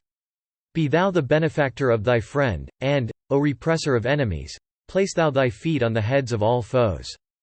Vaisampayana continued. Arjuna, after this, deeming himself disgraced, said unto Kama stationed amidst the brothers like unto a cliff, "That path which the unwelcome intruder and the uninvited talker cometh to, shall be thine, O Kama, for thou shalt be slain by me." Kama replied, "This arena is meant for all, not for thee alone, O Falguna. They are kings who are superior in energy, and verily the Kshatriya regardeth might and might alone.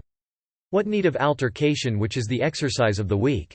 O Bharata, speak then in arrows until with arrows I strike off thy head today before the preceptor himself." Vaisampayana continued, hastily embraced by his brothers, Partha that subduer of hostile cities, with the permission of Drona, advanced for the combat. On the other side, Kama, having been embraced by Duryodhana with his brothers, taking up his bow and arrows, stood ready for the fight.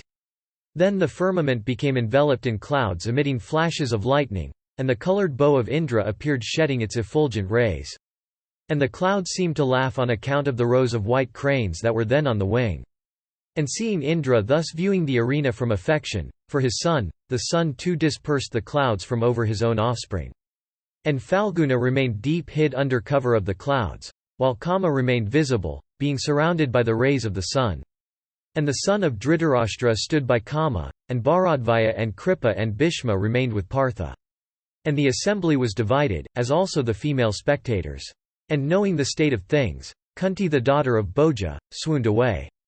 And by the help of female attendants, Vidura, versed in the lore of all duties, revived the insensible Kunti by sprinkling sandal paste and water on her person. On being restored to consciousness, Kunti, seeing her 2 sons clad in mail, was seized with fear, but she could do nothing to protect them. And beholding both the warriors with bows strung in their hands, the son of Saradwat, viz.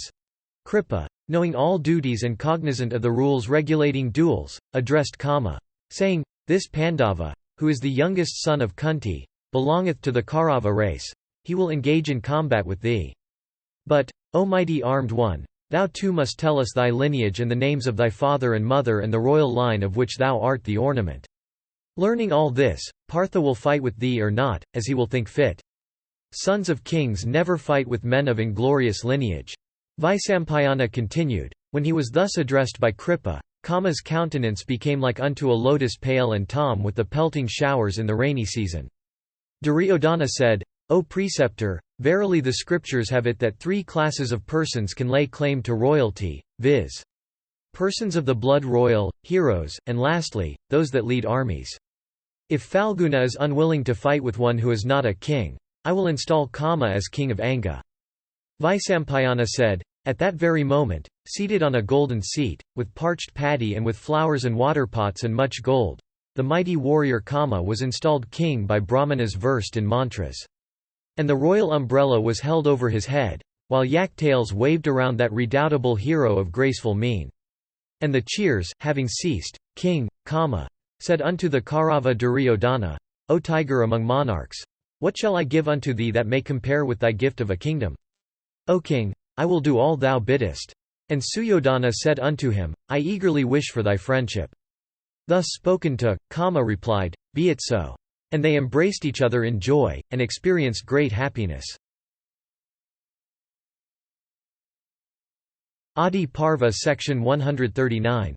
Vaisampayana said, after this, with his sheet loosely hanging down, Adiratha entered the lists, perspiring and trembling, and supporting himself on a staff. Seeing him, Kama left his bow and impelled by filial regard bowed down his head still wet with the water of inauguration. And then the charioteer, hurriedly covering his feet with the end of his sheet, addressed Kama crowned with success as his son. And the charioteer embraced Kama and from excess of affection bedewed his head with tears, that head still wet with the water sprinkled over it on account of the coronation as king of Anga. Seeing the charioteer, the Pandava Bhimasena took Kama for a charioteer's son, and said by way of ridicule, O son of a charioteer, thou dost not deserve death in fight at the hands of Partha. As befits thy race take thou anon the whip. And, O worst of mortals, surely thou art not worthy to sway the kingdom of Anga, even as a dog doth not deserve the butter placed before the sacrificial fire.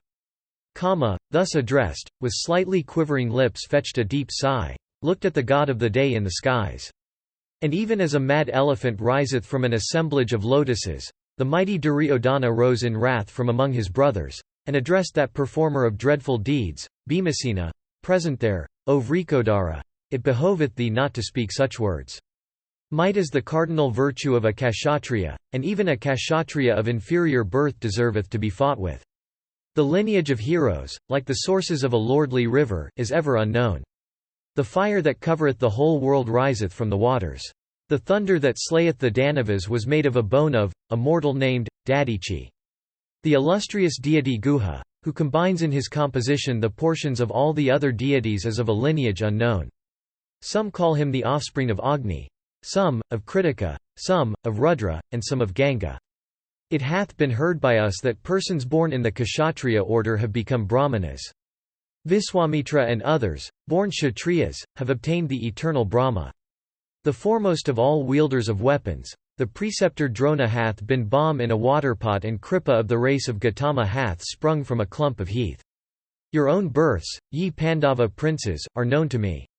Can a she-deer bring forth a tiger, like Kama, of the splendor of the sun, and endued with every auspicious mark, and born also with a natural male and earrings? This prince among men deserveth the sovereignty of the world, not of Anga only, in consequence of the might of his arm and my swearing to obey him in everything.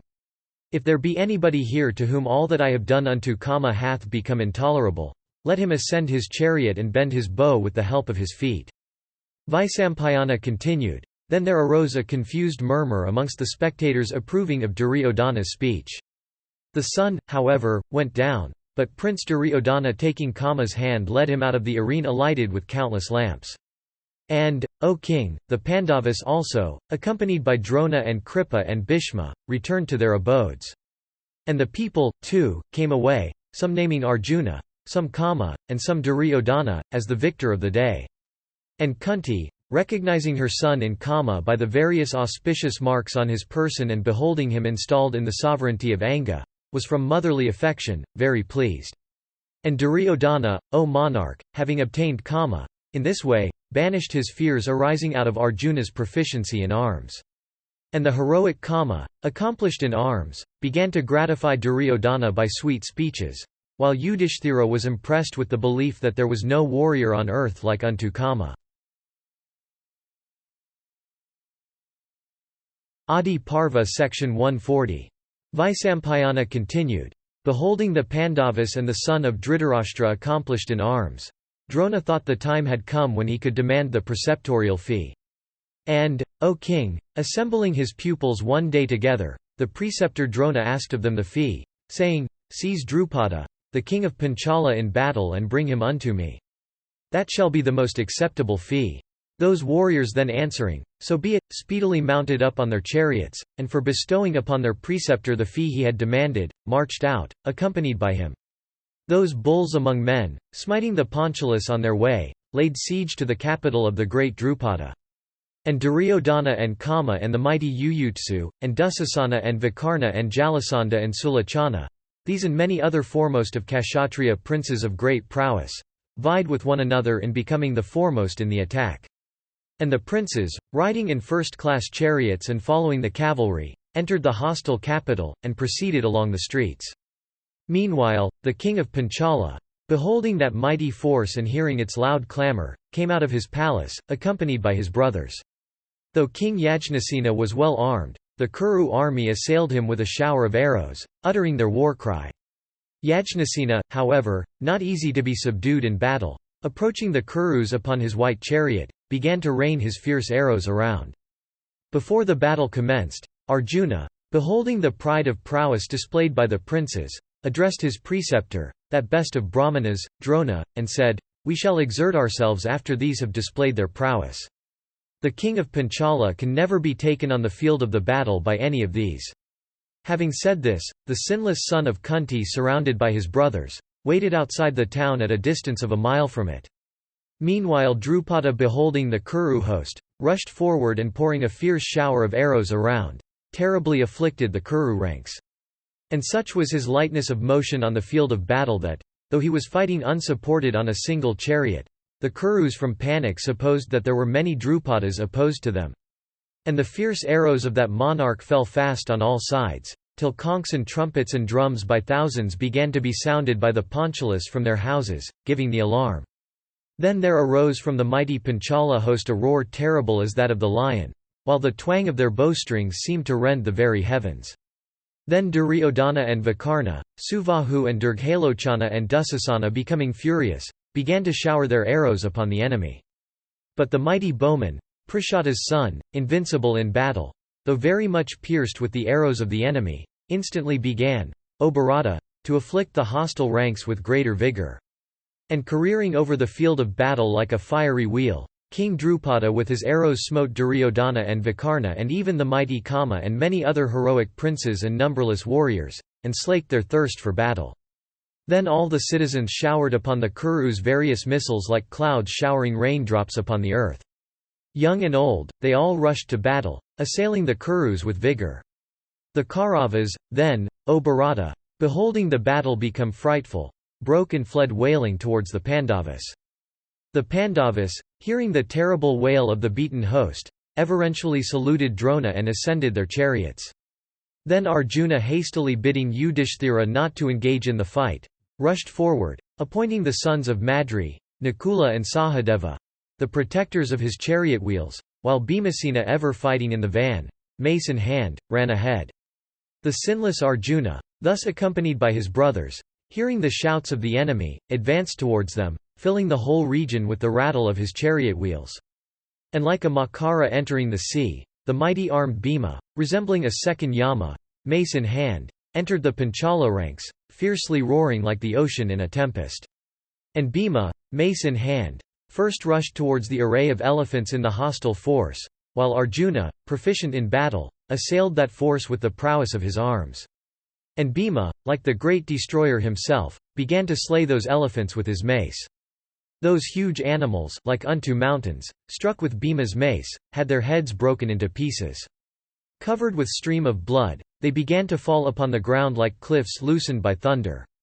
And the Pandavas prostrated on the ground elephants and horses and cars by thousands, and slew many foot soldiers and many car warriors. Indeed, as a herdsman in the woods driveth before him with his staff countless cattle with ease, so did Vrikodara drive before him the chariots and elephants of the hostile force. Meanwhile, Falguna, impelled by the desire of doing good unto Bharadwaja's son, assailed the son of Prishada with a shower of arrows and felled him from the elephant on which he was seated. And, O monarch, Arjuna, like unto the terrible fire that consumeth all things at the end of the Yuga, began to prostrate on the ground horses and cars and elephants by thousands. The Panchalas and the Srinjayas, on the other hand, thus assailed by the Pandava, met him with a perfect shower of weapons of various kinds. And they sent up a loud shout and fought desperately with Arjuna. The battle became furious and terrible to behold.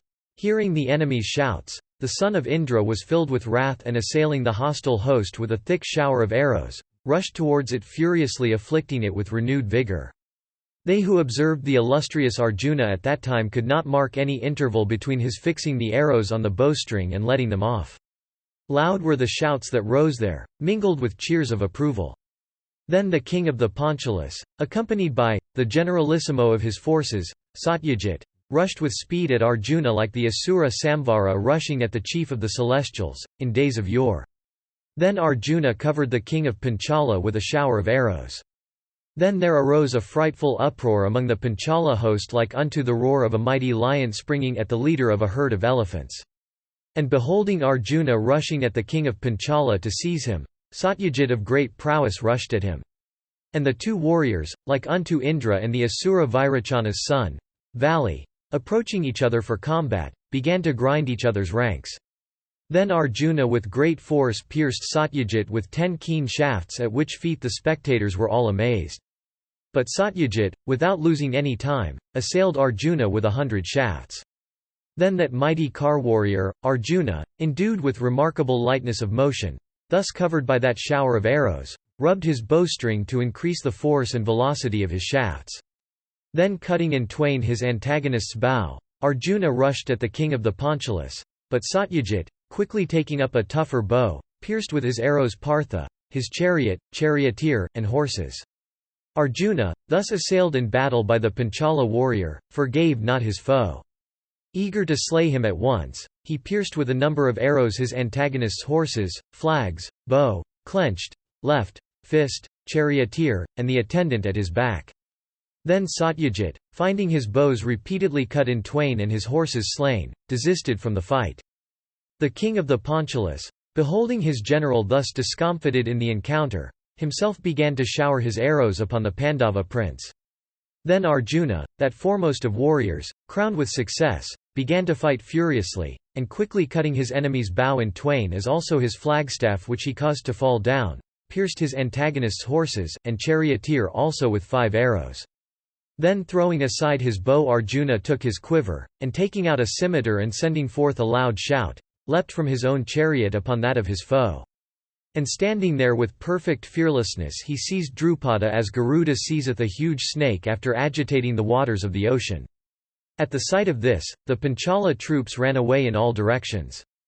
Then Dhananjaya, having thus exhibited the might of his arm in the presence of both hosts, sent forth a loud shout and came out of the Panchala ranks.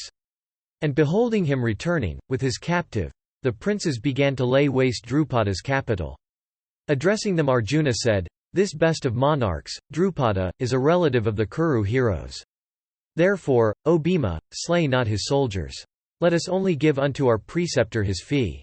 Vaisampayana continued, "O king, thus prevented by Arjuna, the mighty Bhimasena, though unsatiated with the exercise of battle, refrained from the act of slaughter.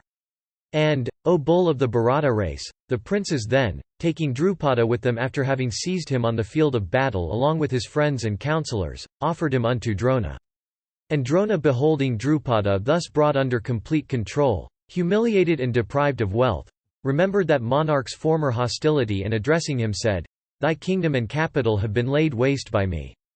But fear not for thy life, though it dependeth now on the will of thy foe. Dost thou now desire to revive thy friendship with me?" Having said this, he smiled a little and again said, "Fear not for thy life, brave king. We, Brahmanas, are ever forgiving.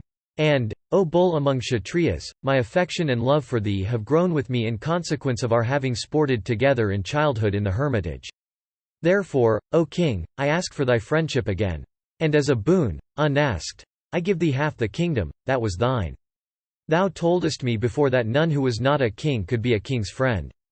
Therefore is it, O Yajnasena, that I retain half thy kingdom. Thou art the king of all the territory lying on the southern side of the Bhagirathi, while I become king of all the territory on the north of that river. And, O Panchala, if it pleaseth thee, know me hence for thy friend." On hearing these words, Drupada answered, "Thou art of noble soul and great prowess. Therefore, O Brahmana, I am not surprised at what thou doest. I am very much gratified with thee, and I desire thy eternal friendship." Vaisampayana continued, "After this, O Bharata, Drona released the king of Panchala, and cheerfully performing the usual offices of regard, bestowed upon him half the kingdom. Thenceforth Drupada began to reside sorrowfully in the city of Kampilya within the province of Makandi on the banks of the Ganga, filled with many towns and cities. And after his defeat by Drona, Drupada also ruled the southern Panchalas up to the bank of the Charmanwati river. And Drupada from that day was well convinced that he could not, by Kshatriya might alone, defeat Drona, being very much his inferior in Brahma, spiritual, power. And he, therefore, began to wander over the whole earth to find out the means of obtaining a son, who would subjugate his Brahmana foe. Meanwhile Drona continued to reside in Ahashatra. Thus, O king, was the territory of Ahashatra full of towns and cities, obtained by Arjuna, and bestowed upon Drona.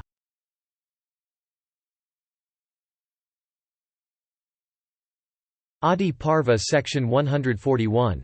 Vaisampayana continued, "After the expiration, O king, of a year from this, Dhritarashtra, moved by kindness for the people, installed Yudhishthira, the son of Pandu, as the heir apparent of the kingdom on account of his firmness, fortitude, patience, benevolence, frankness and unswerving honesty, of heart.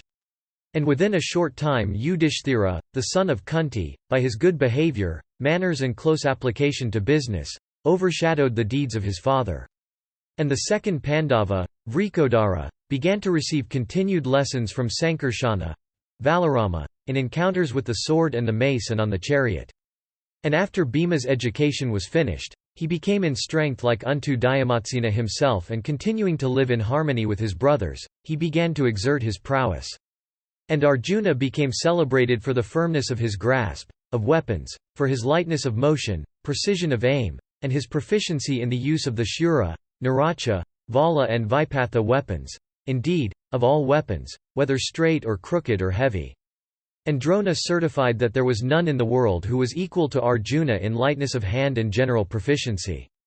One day, Drona, addressing Arjuna before the assembled Kaurava princes, said, "There was a disciple of Agastya in the science of arms called Agnavesa.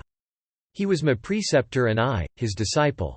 By ascetic merit I obtained from him a weapon called Brahmasira, which could never be futile and which was like unto thunder itself, capable of consuming the whole earth. That weapon, O Bharata, from what I have done, may now pass from disciple to disciple."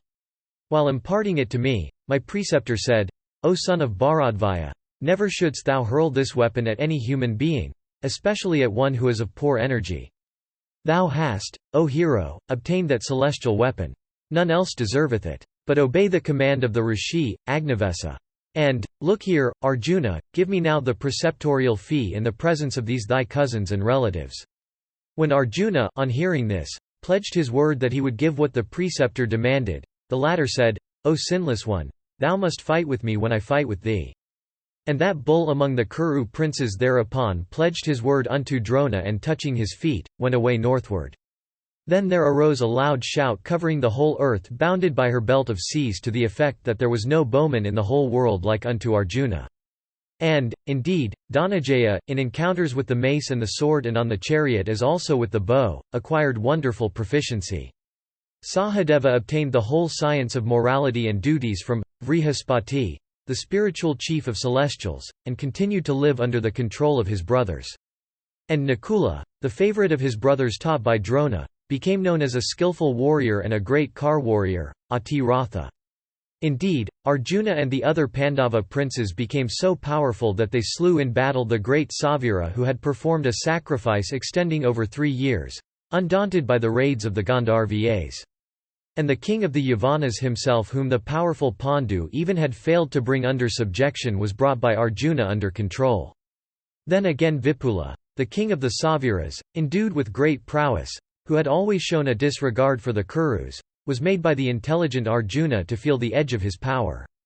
And Arjuna also repressed by means of his arrows, the pride of, King Sumitra of Savira, also known by the name of Dattamitra who had resolutely sought an encounter with him. The third of the Pandava princes, assisted by Bhima, on only a single car subjugated all the kings of the east backed by 10,000 cars. In the same way, having conquered on a single car the whole of the south, Dhananjaya sent unto the kingdom of the Kurus a large booty. Thus did those foremost of men, the illustrious Pandavas, conquering the territories of other kings, extend the limits of their own kingdom. But beholding the great prowess and strength of those mighty bowmen, King Dhritarashtra's sentiments towards the Pandavas became suddenly poisoned, and from that day the monarch became so anxious that he could hardly sleep.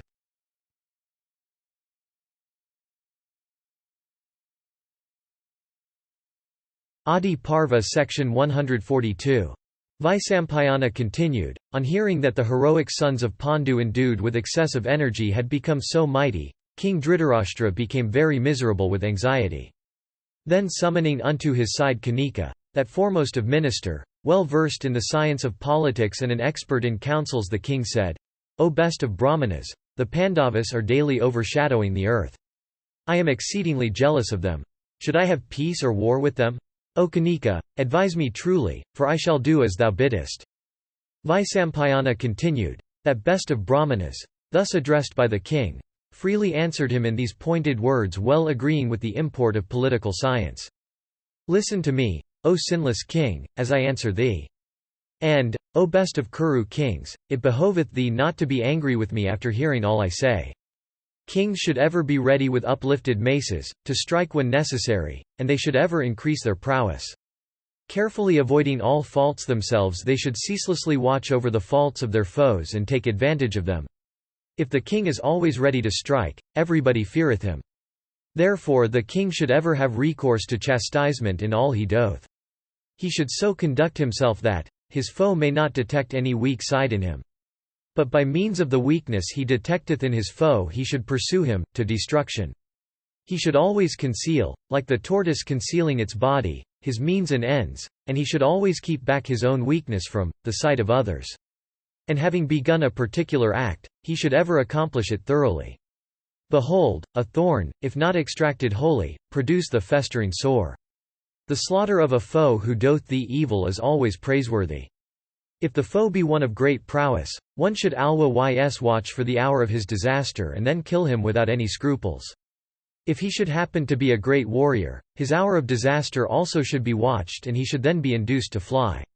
O sire, an enemy should never be scorned, however contemptible. A spark of fire is capable of consuming an extensive forest if only it can spread from one object to another in proximity. Kings should sometimes feign blindness and deafness, for if impotent to chastise, they should pretend not to notice the faults that call for chastisement. On occasions, such as these, let them regard their bows as made of straw. But they should be always on the alert like a herd of deer sleeping in the woods. When thy foe is in thy power, destroy him by every means open or secret. Do not show him any mercy, although he seeketh thy protection. A foe, or one that hath once injured thee, should be destroyed by lavishing money, if necessary, for by killing him thou mayest be at thy ease. The dead can never inspire fear. Thou must destroy the 3, 5 and 7 resources of thy foes. Thou must destroy thy foes' root and branch. Then shouldst thou destroy their allies and partisans. The allies and partisans can never exist if the principle be destroyed. If the root of the tree is torn up, the branches and twigs can never exist as before.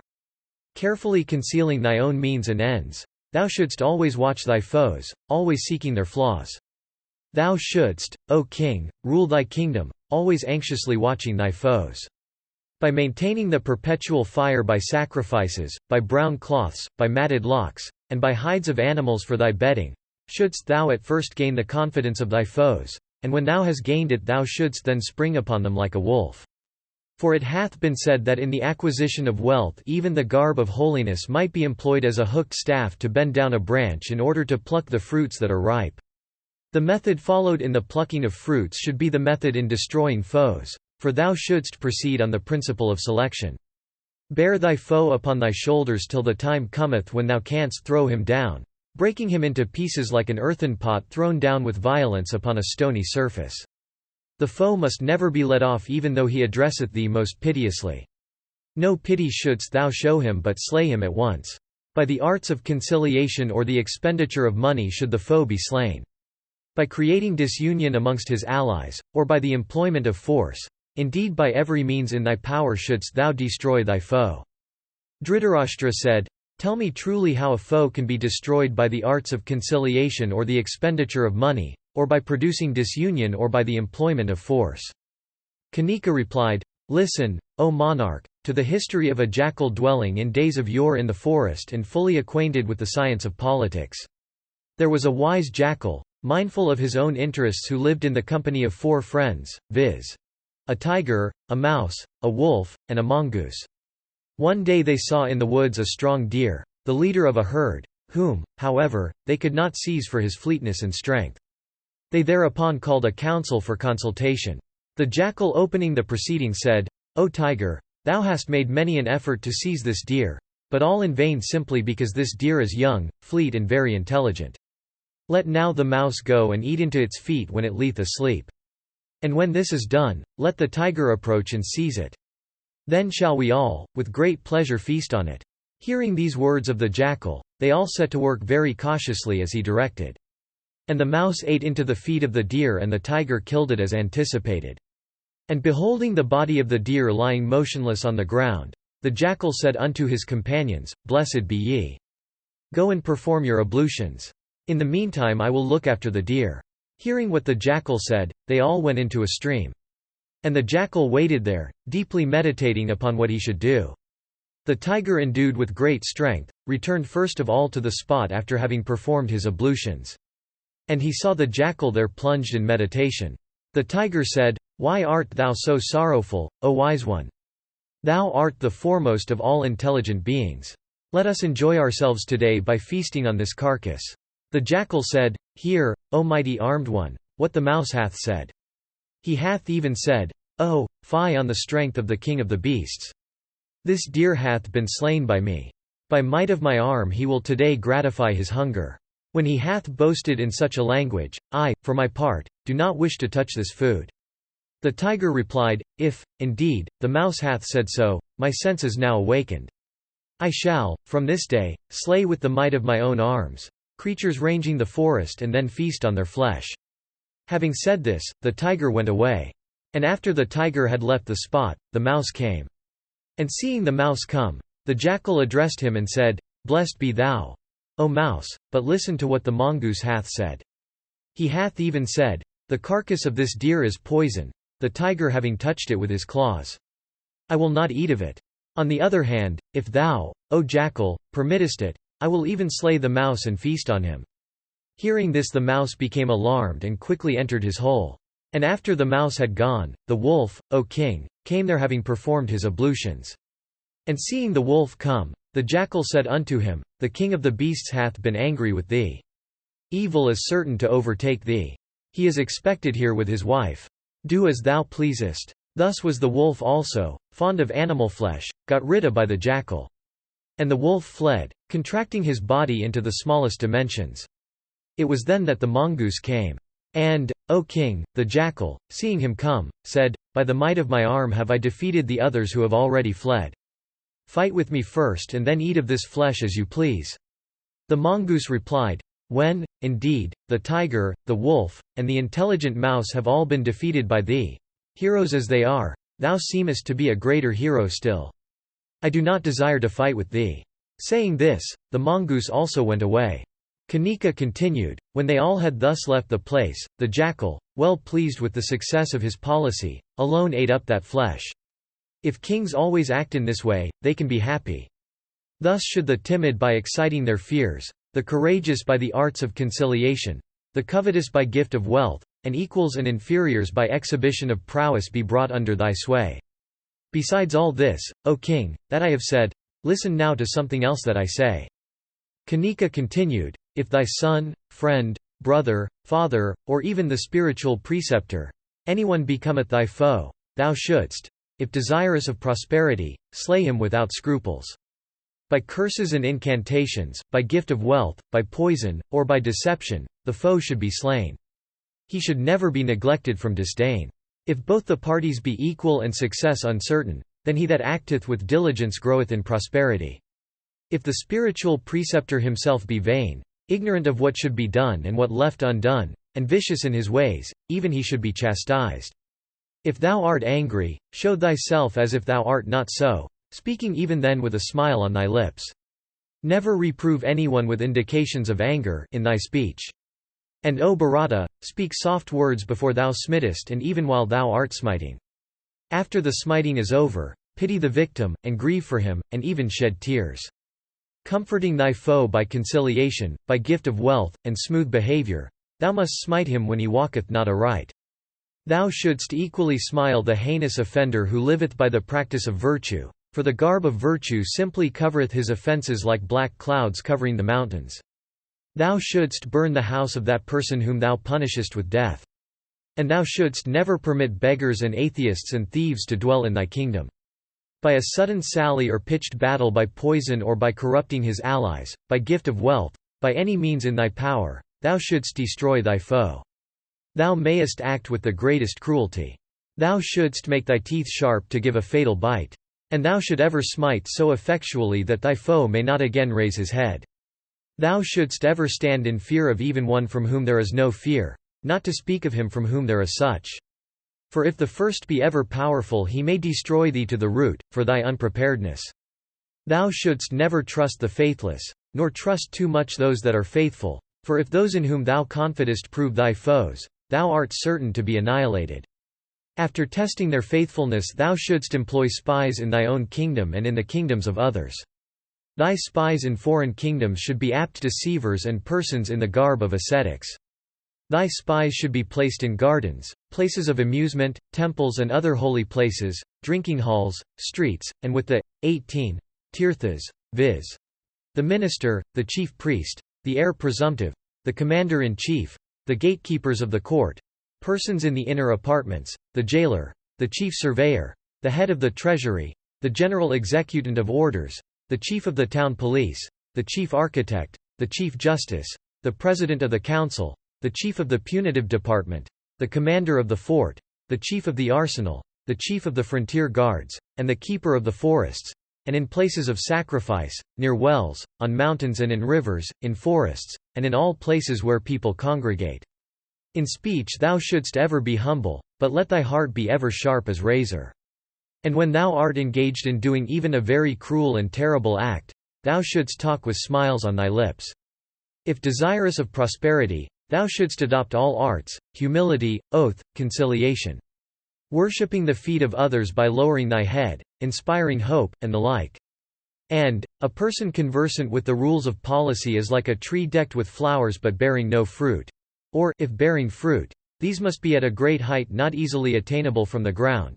And if any of these fruits seem to be ripe, care must be taken to make it appear raw. Conducting himself in such a way, he shall never fade. Virtue, wealth and pleasure have both their evil and good effects closely knit together. While extracting the effects that are good, those that are evil should be avoided. Those that practice virtue incessantly are made unhappy for want of wealth and the neglect of pleasure. Those again in pursuit of wealth are made unhappy for the neglect of two others. And so those who pursue pleasure suffer for their inattention to virtue and wealth.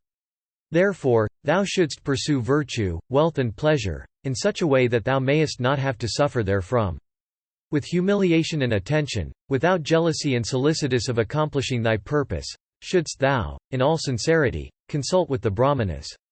When thou art fallen, thou shouldst raise thyself by any means, gentle or violent, and after thou hast thus raised thyself thou shouldst practice virtue. He that hath never been afflicted with calamity can never have prosperity. This may be seen in the life of one who surviveth his calamities. He that is afflicted with sorrow should be consoled by the recitation of the history of persons of former times, like those of Nala and Rama. He whose heart hath been unstrung by sorrow should be consoled with hopes of future prosperity. He again who is learned and wise should be consoled by pleasing offices presently rendered unto him. He who, having concluded a treaty with an enemy, reposeth at ease as if he hath nothing more to do, is very like a person who awaketh, fallen down from the top of a tree whereon he had slept. A king should ever keep to himself his counsels without fear of calumny, and while beholding everything with the eyes of his spies, he should take care to conceal his own emotions before the spies of his enemies. Like a fisherman who becometh prosperous by catching and killing fish, a king can never grow prosperous without tearing the vitals of his enemy and without doing some violent deeds. The might of thy foe, as represented by his armed force, should ever be completely destroyed, by ploughing it up, like weeds, and mowing it down and otherwise afflicting it by disease, starvation, and want of drink. A person in want never approacheth, from love, one in affluence. And when one's purpose hath been accomplished, one hath no need to approach him whom he had hitherto looked to for its accomplishment. Therefore, when thou doest anything never do it completely, but ever leave something to be desired for by others, whose services thou mayest need. One who is desirous of prosperity should with diligence seek allies and means, and carefully conduct his wars. His exertions in these respects should always be guided by prudence. A prudent king should ever act in such a way that friends and foes may never know his motive before the commencement of his acts. Let them know all when the act hath been commenced or ended, and as long as danger doth not come, so long only shall thou act as if thou art afraid. But when it hath overtaken thee, thou must grapple with it courageously. He who trusteth in a foe who hath been brought under subjection by force, summoneth his own death as a crab by her act of conception. Thou shouldst always reckon the future act as already arrived, and concert measures for meeting it, else, from want of calmness caused by haste, thou mayest overlook an important point in meeting it when it is before thee. A person desirous of prosperity should always exert with prudence, adopting his measures to time and place. He should also act with an eye to destiny as capable of being regulated by mantras and sacrificial rites, and to virtue, wealth, and pleasure. It is well known that time and place, if taken into consideration, always produce the greatest good. If the foe is insignificant, he should not yet be despised, for he may soon grow like a palmyra tree extending its roots or like a spark of fire in the deep woods that may soon burst into an extensive conflagration.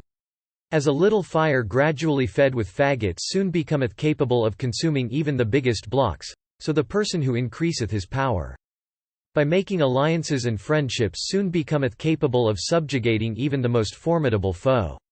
The hope thou givest unto thy foe should be long deferred before it is fulfilled, and when the time cometh for its fulfillment, invent some pretext for deferring it still. Let that pretext be shown as founded upon some reason, and let that reason itself be made to appear as founded on some other reason. Kings should, in the matter of destroying their foes, ever resemble razors in every particular, unpitying as these are sharp, hiding their intents as these are concealed in their leathern cases, striking when the opportunity cometh as these are used on proper occasions, sweeping off their foes with all their allies and dependents as these shave the head or the chin without leaving a single hair.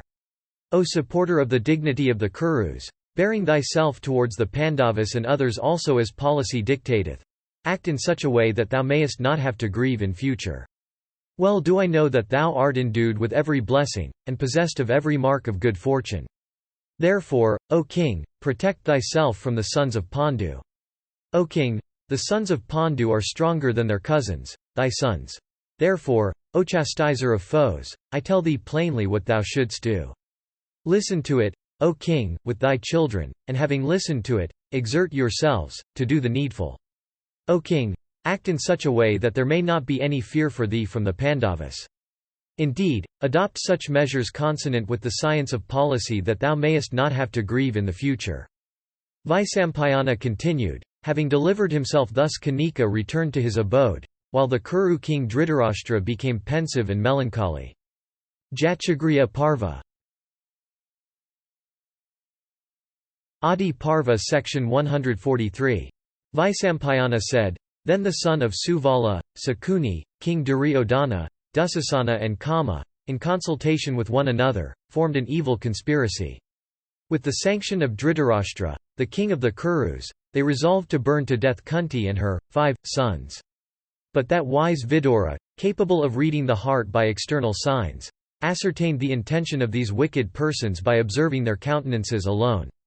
Then the sinless Vidura, of soul enlightened by true knowledge, and devoted to the good of the Pandavas, came to the conclusion that Kunti with her children should fly away from her foes. And providing for that purpose a boat strong enough to withstand both wind and wave, he addressed Kunti and said, This Dhritarashtra hath been born for destroying the fame and offspring of the Kuru race. Of wicked soul, he is about to cast off eternal virtue. O blessed one! I have kept ready on the stream a boat capable of withstanding both wind and wave. Escape by it with thy children from the net that death hath spread around you. Vaisampayana continued, Hearing these words, the illustrious Kunti was deeply grieved, and with her children, O bull of Bharata's race, stepped into the boat and went over the Ganges. Then leaving the boat according to the advice of Vidura, the Pandavas took with them the wealth that had been given to them, while at Varanavada, by their enemies and safely entered the deep woods. In the house of Lak, however, that had been prepared for the destruction of the Pandavas, an innocent Nishada woman who had come there for some purpose, was, with her children burnt to death. And that worst of Malechchas, the wretched Purachana, who was the architect employed in building the house of Lak, was also burnt in the conflagration. And thus were the sons of Dhritarashtra with their counsellors deceived in their expectations. And thus also were the illustrious Pandavas, by the advice of Vidura, saved with their mother. But the people, of Varanavada, knew not of their safety. And the citizens of Varanavada, seeing the house of Lak consumed, and believing the Pandavas to have been burnt to death, became exceedingly sorry. And they sent messengers unto King Dhritarashtra to represent everything that had happened. And they said to the monarch, Thy great end hath been achieved. Thou hast at last burnt the Pandavas to death. Thy desire fulfilled, enjoy with thy children. O king of the Kurus, the kingdom. Hearing this, Dhritarashtra with his children, made a show of grief, and along with his relatives, including Kshatri, Vidura, and Bhishma the foremost of the Kurus, performed the last honours of the Pandavas. Janamejaya said, O best of Brahmanas, I desire to hear in full this history of the burning of the house of Lak and the escape of the Pandavas therefrom. That was a cruel act of theirs, the Kurus, acting under the counsels of the wicked, Kanika. Recite the history to me of all that happened. I am burning with curiosity to hear it. Vaisampayana said, O chastiser of all foes, listen to me, O monarch, as I recite the history of the burning of the house of Lak and the escape of the Pandavas. The wicked Duryodhana, beholding Bhimasena surpass everybody in strength and Arjuna highly accomplished in arms became pensive and sad. Then Kama, the offspring of the sun, and Sakuni, the son of Suvala, endeavoured by various means to compass the death of the Pandavas. The Pandavas too counteracted all those contrivances one after another, and in obedience to the counsels of Vidura, never spoke of them afterwards. Then the citizens, beholding the son of Pandu possessed of accomplishments, began, O Bharata, to speak of them in all places of public resort. And assembled in courtyards and other places of gathering, they talked of the eldest son of Pandu, Yudhishthira, as possessed of the qualifications for ruling the kingdom. And they said, Dhritarashtra, though possessed of the eye of knowledge, having been born blind, had not obtained the kingdom before. How can he, therefore, become king now? Then Bhishma, the son of Santanu, of rigid vows and devoted to truth, having formerly relinquished the sovereignty would never accept it now. We shall, therefore, now install, on the throne, with proper ceremonies the eldest of the Pandavas endued with youth, accomplished in battle, versed in the Vedas, and truthful and kind. Worshipping Bhishma, the son of Santanu, and Dhritarashtra conversant with the rules of morality, he will certainly maintain the former and the latter with his children in every kind of enjoyment. The wretched Duryodhana, hearing these words of the parting partisans of Yudhishthira, became very much distressed. Deeply afflicted, the wicked prince could not put up with those speeches. Inflamed with jealousy, he went unto Dhritarashtra, and finding him alone he saluted him with reverence, and distressed at the sight of the partiality of the citizens for Yudhishthira, he addressed the monarch and said, O father, I have heard the parting citizens utter words of ill omen. Passing thee by, and Bhishma too, they desire the son of Pandu to be their king. Bhishma will sanction this, for he will not rule the kingdom. It seems, therefore, that the citizens are endeavouring to inflict a great injury on us. Pandu obtained of old the ancestral kingdom by virtue of his own accomplishments, but thou, from blindness, didst not obtain the kingdom, though fully qualified to have it. If Pandu's son now obtaineth the kingdom as his inheritance from Pandu, his son will obtain it after him, and that son's son also, and so on will it descend in Pandu's line. In that case, O king of the world, ourselves with our children, excluded from the royal line, shall certainly be disregarded by all men. Therefore, O monarch, adopt such counsels that we may not suffer perpetual distress, becoming dependent on others for our food. O king, if thou hadst obtained the sovereignty before, we would certainly have succeeded to it, however much the people might be unfavourable to us.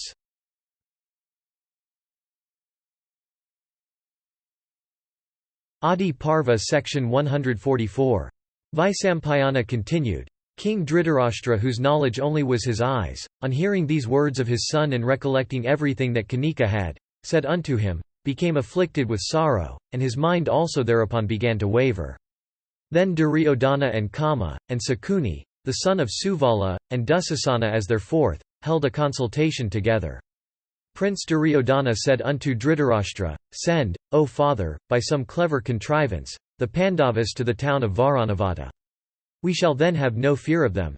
Dhritarashtra, on hearing these words uttered by his son, reflected for a moment and replied unto Duryodhana, saying, Pandu, ever devoted to virtue, always behaved dutifully towards all his relatives but particularly towards me.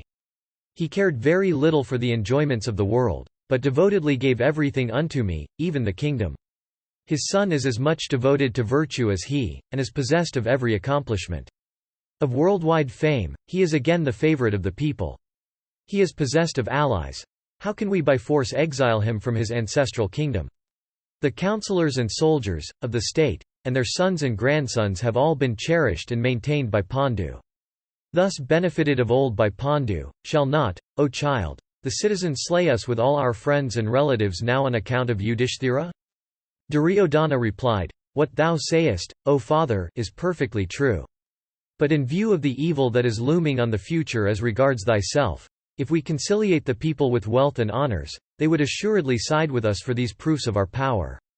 The treasury and the ministers of state, O king, are at this moment under our control. Therefore, it behoveth thee now to banish, by some gentle means, the Pandavas to the town of Varanavata. O king, when the sovereignty shall have been vested in me, then, O Bharata, may Kunti with her children come back from that place. Dhritarashtra replied, This, O Duryodhana, is the very thought existing in my mind. But from its sinfulness I have never given expression to it. Neither Bhishma, nor Drona, nor Kshatri, nor Gautama, Kripa, will ever sanction the exile of the Pandavas. In their eyes, O dear son, amongst the Kurus ourselves and the Pandavas are equal. Those wise and virtuous persons will make no difference between us. If therefore, we behave so towards the Pandavas, shall we not, O son, deserve death at the hands of the Kurus, of these illustrious personages, and of the whole world? Duryodhana answered, Bhishma hath no excessive affection for either side, and will, therefore, be neutral in case of dispute. The son of Drona, Aswathaman, is on my side. There is no doubt that where the son is, there the father will be. Kripa, the son of Saradwat, must be on the side on which Drona and Aswathaman are. He will never abandon Drona and his sister's son, Aswathaman. Kshatri, Vidura, is dependent on us for his means of life, though he is secretly with the foe. He sides the Pandavas, he alone can do us no injury, therefore, exile thou the Pandavas to Varanavada without any fear. And take such steps that they may go thither this very day. By this act, O Father, extinguish the grief that consumeth me like a blazing fire, that robbeth me of sleep, and that pierces my heart even like a terrible dart.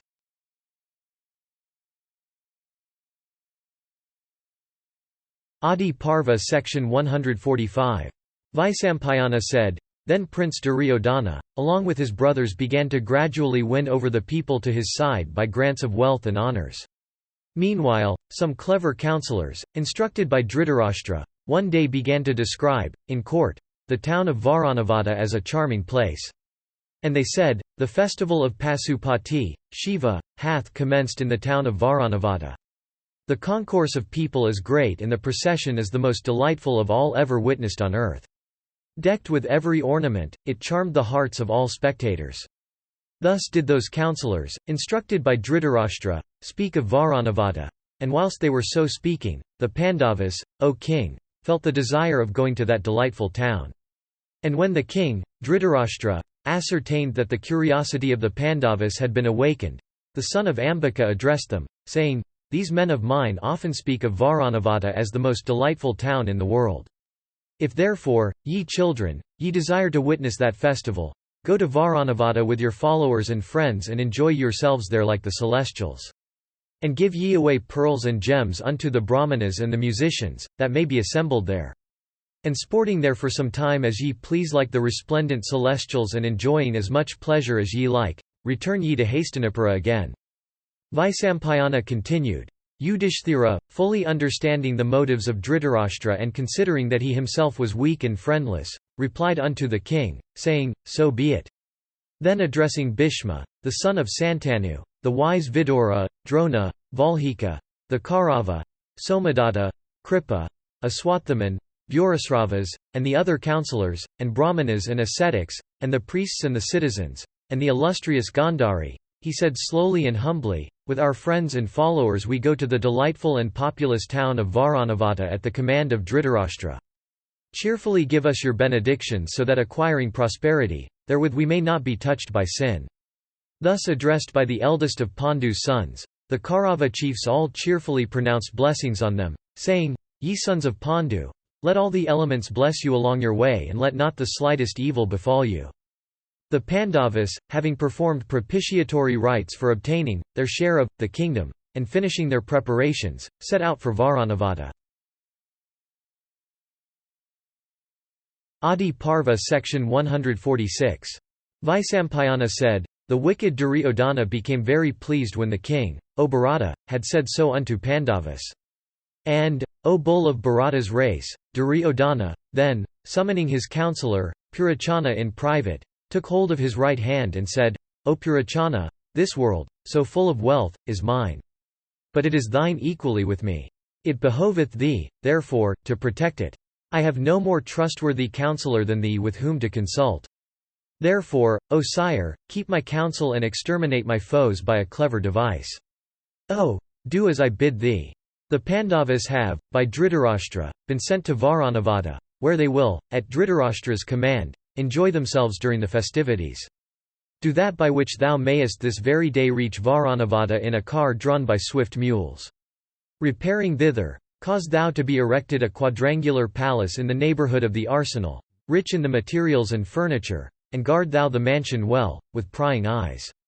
And use thou, in erecting that house, hemp and resin and all other inflammable materials that are procurable.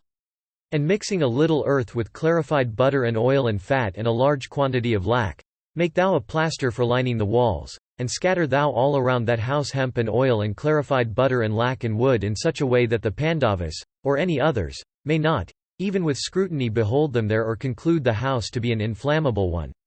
And having erected such mansion, cause thou the Pandavas, after worshipping them with great reverence, to dwell in it with Kunti and all their friends. And place thou their seats and conveyances and beds, all of the best workmanship, for the Pandavas, so that Dhritarashtra may have no reason to complain. Thou must also so manage it all that none of Varanavada may know anything till the end we have in view is accomplished. And assuring thyself that the Pandavas are sleeping within in confidence and without fear, thou must then set fire to that mansion beginning at the outer door. The Pandavas thereupon must be burnt to death, but the people will say that they have been burnt in an accidental conflagration of their house. Saying, so be if unto the Kuru prince, Purachana repaired to Varanavata in a car drawn by fleet mules. And going thither, O king, without loss of time, obedient to the instructions of Duryodhana, did everything that the prince had bid him do.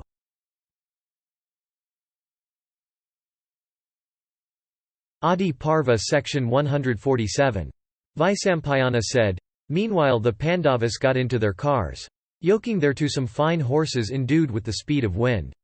While they were on the point of entering their cars, they touched, in great sorrow, the feet of Bhishma, of King Dhritarashtra, of the illustrious Drona, of Kripa, of Vidura and of the other elders of the Kuru race. Then saluting with reverence all the older men, and embracing their equals, receiving the farewell of even the children, and taking leave of all the venerable ladies in their household, and walking round them respectfully, and bidding farewell unto all the citizens, the Pandavas, ever mindful of their vows, set out for Varanavata. And Vidura of great wisdom and the other bulls among the Kurus and the citizens also, from great affliction, followed those tigers among men to some distance. And some amongst the citizens and the country people, who followed the Pandavas, afflicted beyond measure at beholding the sons of Pandu in such distress, began to say aloud, King Dhritarashtra of wicked soul seeth no things with the same eye. The Kuru monarch casteth not his eye on virtue. Neither the sinless Yudhishthira, nor Bhima the foremost of mighty men, nor Dhananjaya the youngest, son of Kunti, will ever be guilty of the sin of waging a rebellious war. When these will remain quiet, how shall the illustrious son of Madri do anything? Having inherited the kingdom from their father, Dhritarashtra could not bear them.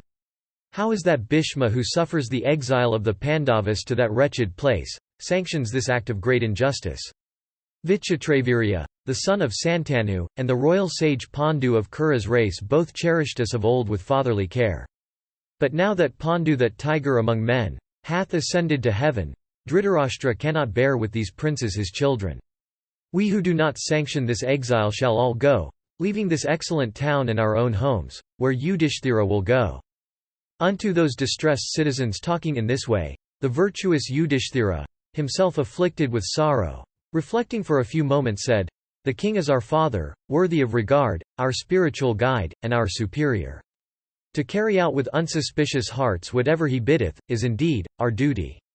Ye are our friends. Walking round us and making us happy by your blessings, return ye to your abodes.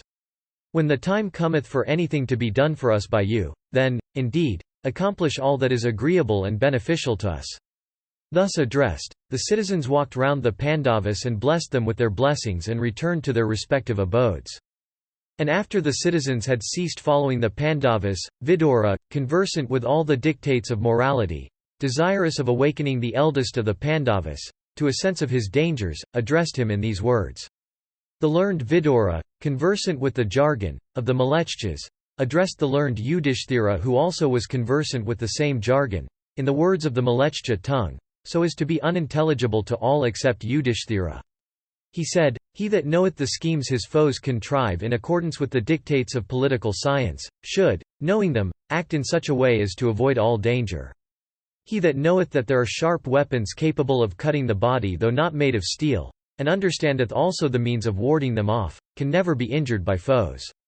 He liveth who protecteth himself by the knowledge that neither the consumer of straw and wood nor the dryer of the dew bummeth the inmates of a hole in the deep woods. The blind man seeth not his way, the blind man hath no knowledge of direction. He that hath no firmness never acquireth prosperity. Remembering this, be upon your guard. The man who taketh a weapon not made of steel, i.e., an inflammable abode, given him by his foes, can escape from fire by making his abode like unto that of a jackal, having many outlets. By wandering a man may acquire the knowledge of ways, and by the stars he can ascertain the direction, and he that keepeth his five senses under control can never be oppressed by his enemies. Thus addressed, Pandu's son, Yudhishthira the just replied unto Vidura, that foremost of all learned men, saying, I have understood thee. Then Vidura, having instructed the Pandavas and followed them, thus far, walked around them and bidding them farewell returned to his own abode. When the citizens and Bhishma and Vidura had all ceased following, Kunti approached Yudhishthira and said, "The words that Kshatri said unto thee in the midst of many people so indistinctly as if he did not say anything, and thy reply also to him in similar words and voice, we have not understood. If it is not improper for us to know them, I should then like to hear everything that had passed between him and thee." Yudhishthira replied, "The virtuous Vidura said unto me that we should know that the mansion, for our accommodation at Varanavata, hath been built of inflammable materials. He said unto me, the path of escape too shall not be unknown to thee, and further, those that can control their senses can acquire the sovereignty of the whole world. The reply that I gave unto Vidura was, I have understood thee." Vaisampayana continued, "The Pandavas set out on the 8th day of the month of Falguna when the star Rohini was in the ascendant, and arriving at Varanavata they beheld the town and the people." Adiparva section 148. Vaisampayana said, "Then all the citizens, of Varanavata, on hearing that the son of Pandu had come, were filled with joy at the tidings, speedily came out of Varanavata, in vehicles of various kinds numbering by thousands, taking with them every auspicious article as directed by the sastras, for receiving those foremost of men. And the people of Varanavata, approaching the sons of Kunti, blessed them by uttering the Jaya and stood surrounding them. That tiger among men, viz. the virtuous Yudhishthira, thus surrounded by them, looked resplendent like him having the thunderbolt in his hands, viz. Indra, in the midst of the celestials. And those sinless ones, welcomed by the citizens and welcoming the citizens in return, then entered the populous town of Varanavata decked with every ornament. Entering the town, those heroes first went, O monarch, to the abodes of Brahmanas engaged in their proper duties. Those foremost of men then went to the abodes of the officials of the town, and then of the Sudas and the Vaisyas, and then to those of even the Sudras, O bull of Bharata's race, thus adored by the citizens. The Pandavas at last went with Purachana going before them, to the palace that had been built for them. Purachana then began to place before them food and drink and beds and carpets, all of the first and most agreeable order. The Pandavas, attired in costly robes, continued to live there, adored by Purachana and the people having their homes in Varanavata. After the Pandavas had thus lived for 10 nights, Purachana spoke to them of the mansion he had built, called, the Blessed Home, but in reality the Cursed House. Then those tigers among men, attired in costly dress, entered that mansion at the instance of Purachana like Guyakas entering the palace of Shiva, on the Kailasa Mount. The foremost of all virtuous men, Yudhishthira, inspecting the house, said unto Bhima that it was really built of inflammable materials. Smelling the scent of fat mixed with clarified butter and preparations of lac, he said unto Bhima, O chastiser of foes, this house is truly built of inflammable materials. Indeed, it is apparent that such is the case.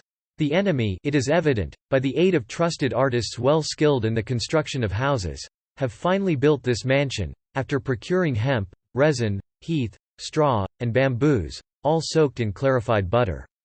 This wicked wretch, Purachana, acting under the instruction of Duryodhana, stayeth here with the object of burning me to death when he seeth me trustful. But, O son of Pritha, Vidura of great intelligence, knew of this danger, and, therefore, hath warned me of it beforehand. Knowing it all, that youngest uncle of ours, ever wishing our good from affection, hath told us that this house, so full of danger, hath been constructed by the wretches under Duryodhana acting in secrecy. Hearing this, Bhima replied, If, sir, you know this house to be so inflammable, it would then be well for us to return thither where we had taken up our quarters first. Yudhishthira replied, It seems to me that we should rather continue to live here in seeming unsuspiciousness, but all the while with caution and our senses wide awake and seeking for some certain means of escape.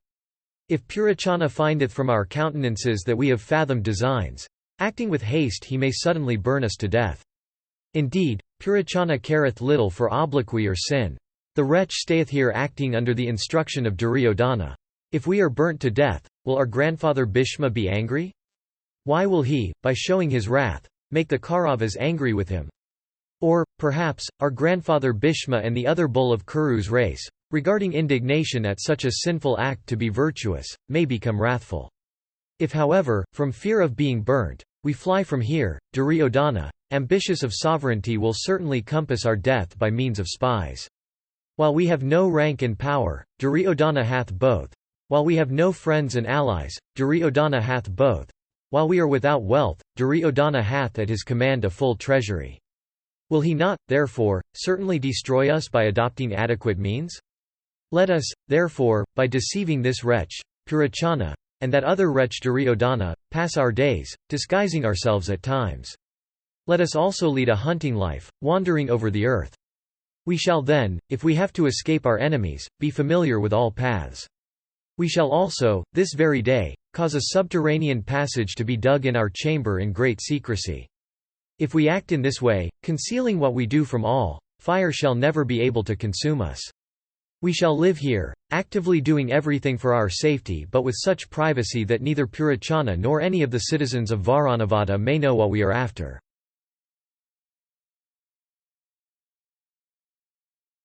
Adiparva section 149. Vaisampayana continued. A friend of Vidura's, well skilled in mining, coming unto the Pandavas, addressed them in secret, saying, I have been sent by Vidura and am a skillful miner. I am to serve the Pandavas. Tell me what I am to do for ye. From the trust he reposeth in me Vidura hath said unto me, Go thou unto the Pandavas and accomplish thou their good. What shall I do for you? Purachana will set fire to the door of thy house on the 14th night of this dark fortnight. To burn to death those tigers among men, the Pandavas, with their mother, is the design of that wicked wretch, the son of Dhritarashtra.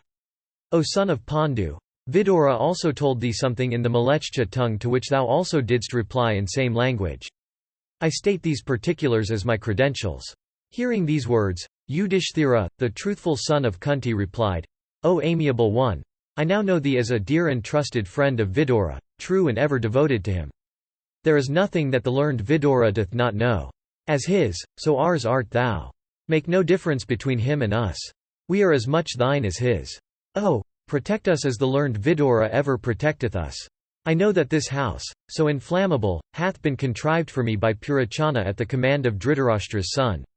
That wicked wretch commanding wealth and allies pursueth us without intermission. Oh, save us with a little exertion from the impending conflagration. If we are burnt to death here, Duryodhana's most cherished desire will be satisfied. Here is that wretch's well-furnished arsenal. This large mansion hath been built abutting the high ramparts of the arsenal without any outlet. But this unholy contrivance of Duryodhana was known to Vidura from the first, and he it was who enlightened us beforehand. The danger of which Kshatri had foreknowledge is now at our door. Save us from it without Purachana's knowledge thereof. On hearing these words, the miner said, So be it, and carefully beginning his work of excavation, made a large subterranean passage. And the mouth of that passage was in the center of that house, and it was on a level with the floor and closed up with planks. The mouth was so covered from fear of Purachana, that wicked wretch who kept a constant watch at the door of the house.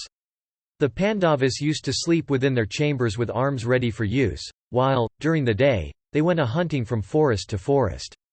Thus, O king, they lived, in that mansion, very guardedly, deceiving Purachana by a show of trustfulness and contentment while in reality they were trustless and discontented. Nor did the citizens of Varanavada know anything about these plans of the Pandavas. In fact, none else knew of them except Vidura's friend, that good miner. Adiparva section 150. Vaisampayana said, Seeing the Pandavas living there cheerfully and without suspicion for a full year, Purachana became exceedingly glad. And beholding Purachana so very glad, Yudhishthira, the virtuous son of Kunti, addressing Bhima and Arjuna and the twins, Nakula and Sahadeva, said, The cruel-hearted wretch hath been well deceived. I think the time has come for our escape. Setting fire to the arsenal and burning Purachana to death and letting his body lie here, let us, 6 persons, fly hence unobserved by all. Vaisampayana continued, Then on the occasion of an almsgiving, O king, Kunti fed on a certain night a large number of brahmanas. There came also a number of ladies who while eating and drinking, enjoyed there as they pleased, and with Kunti's leave returned to their respective homes.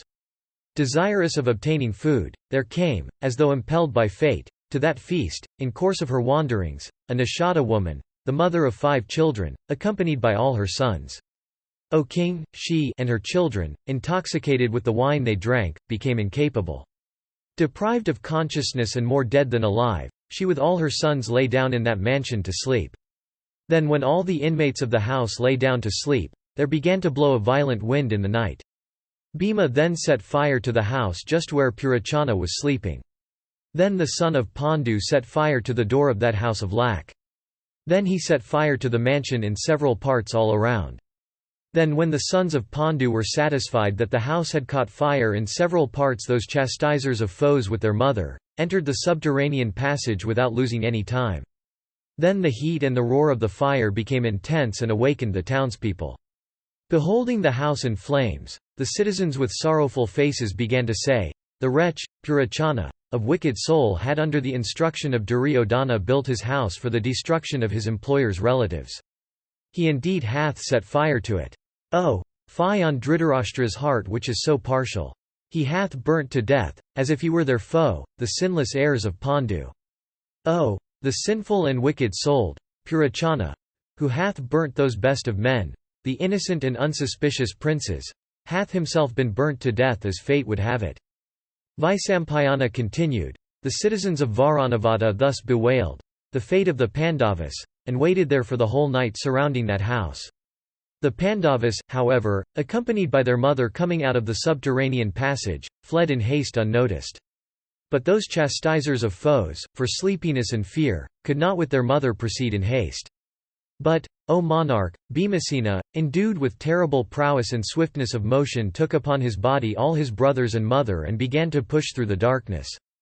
Placing his mother on his shoulder, the twins on his sides, and Yudhishthira and Arjuna on both his arms, Vrikodara of great energy and strength and endued with the speed of the wind, commenced his march, breaking the trees with his breast and pressing deep the earth with his stamp.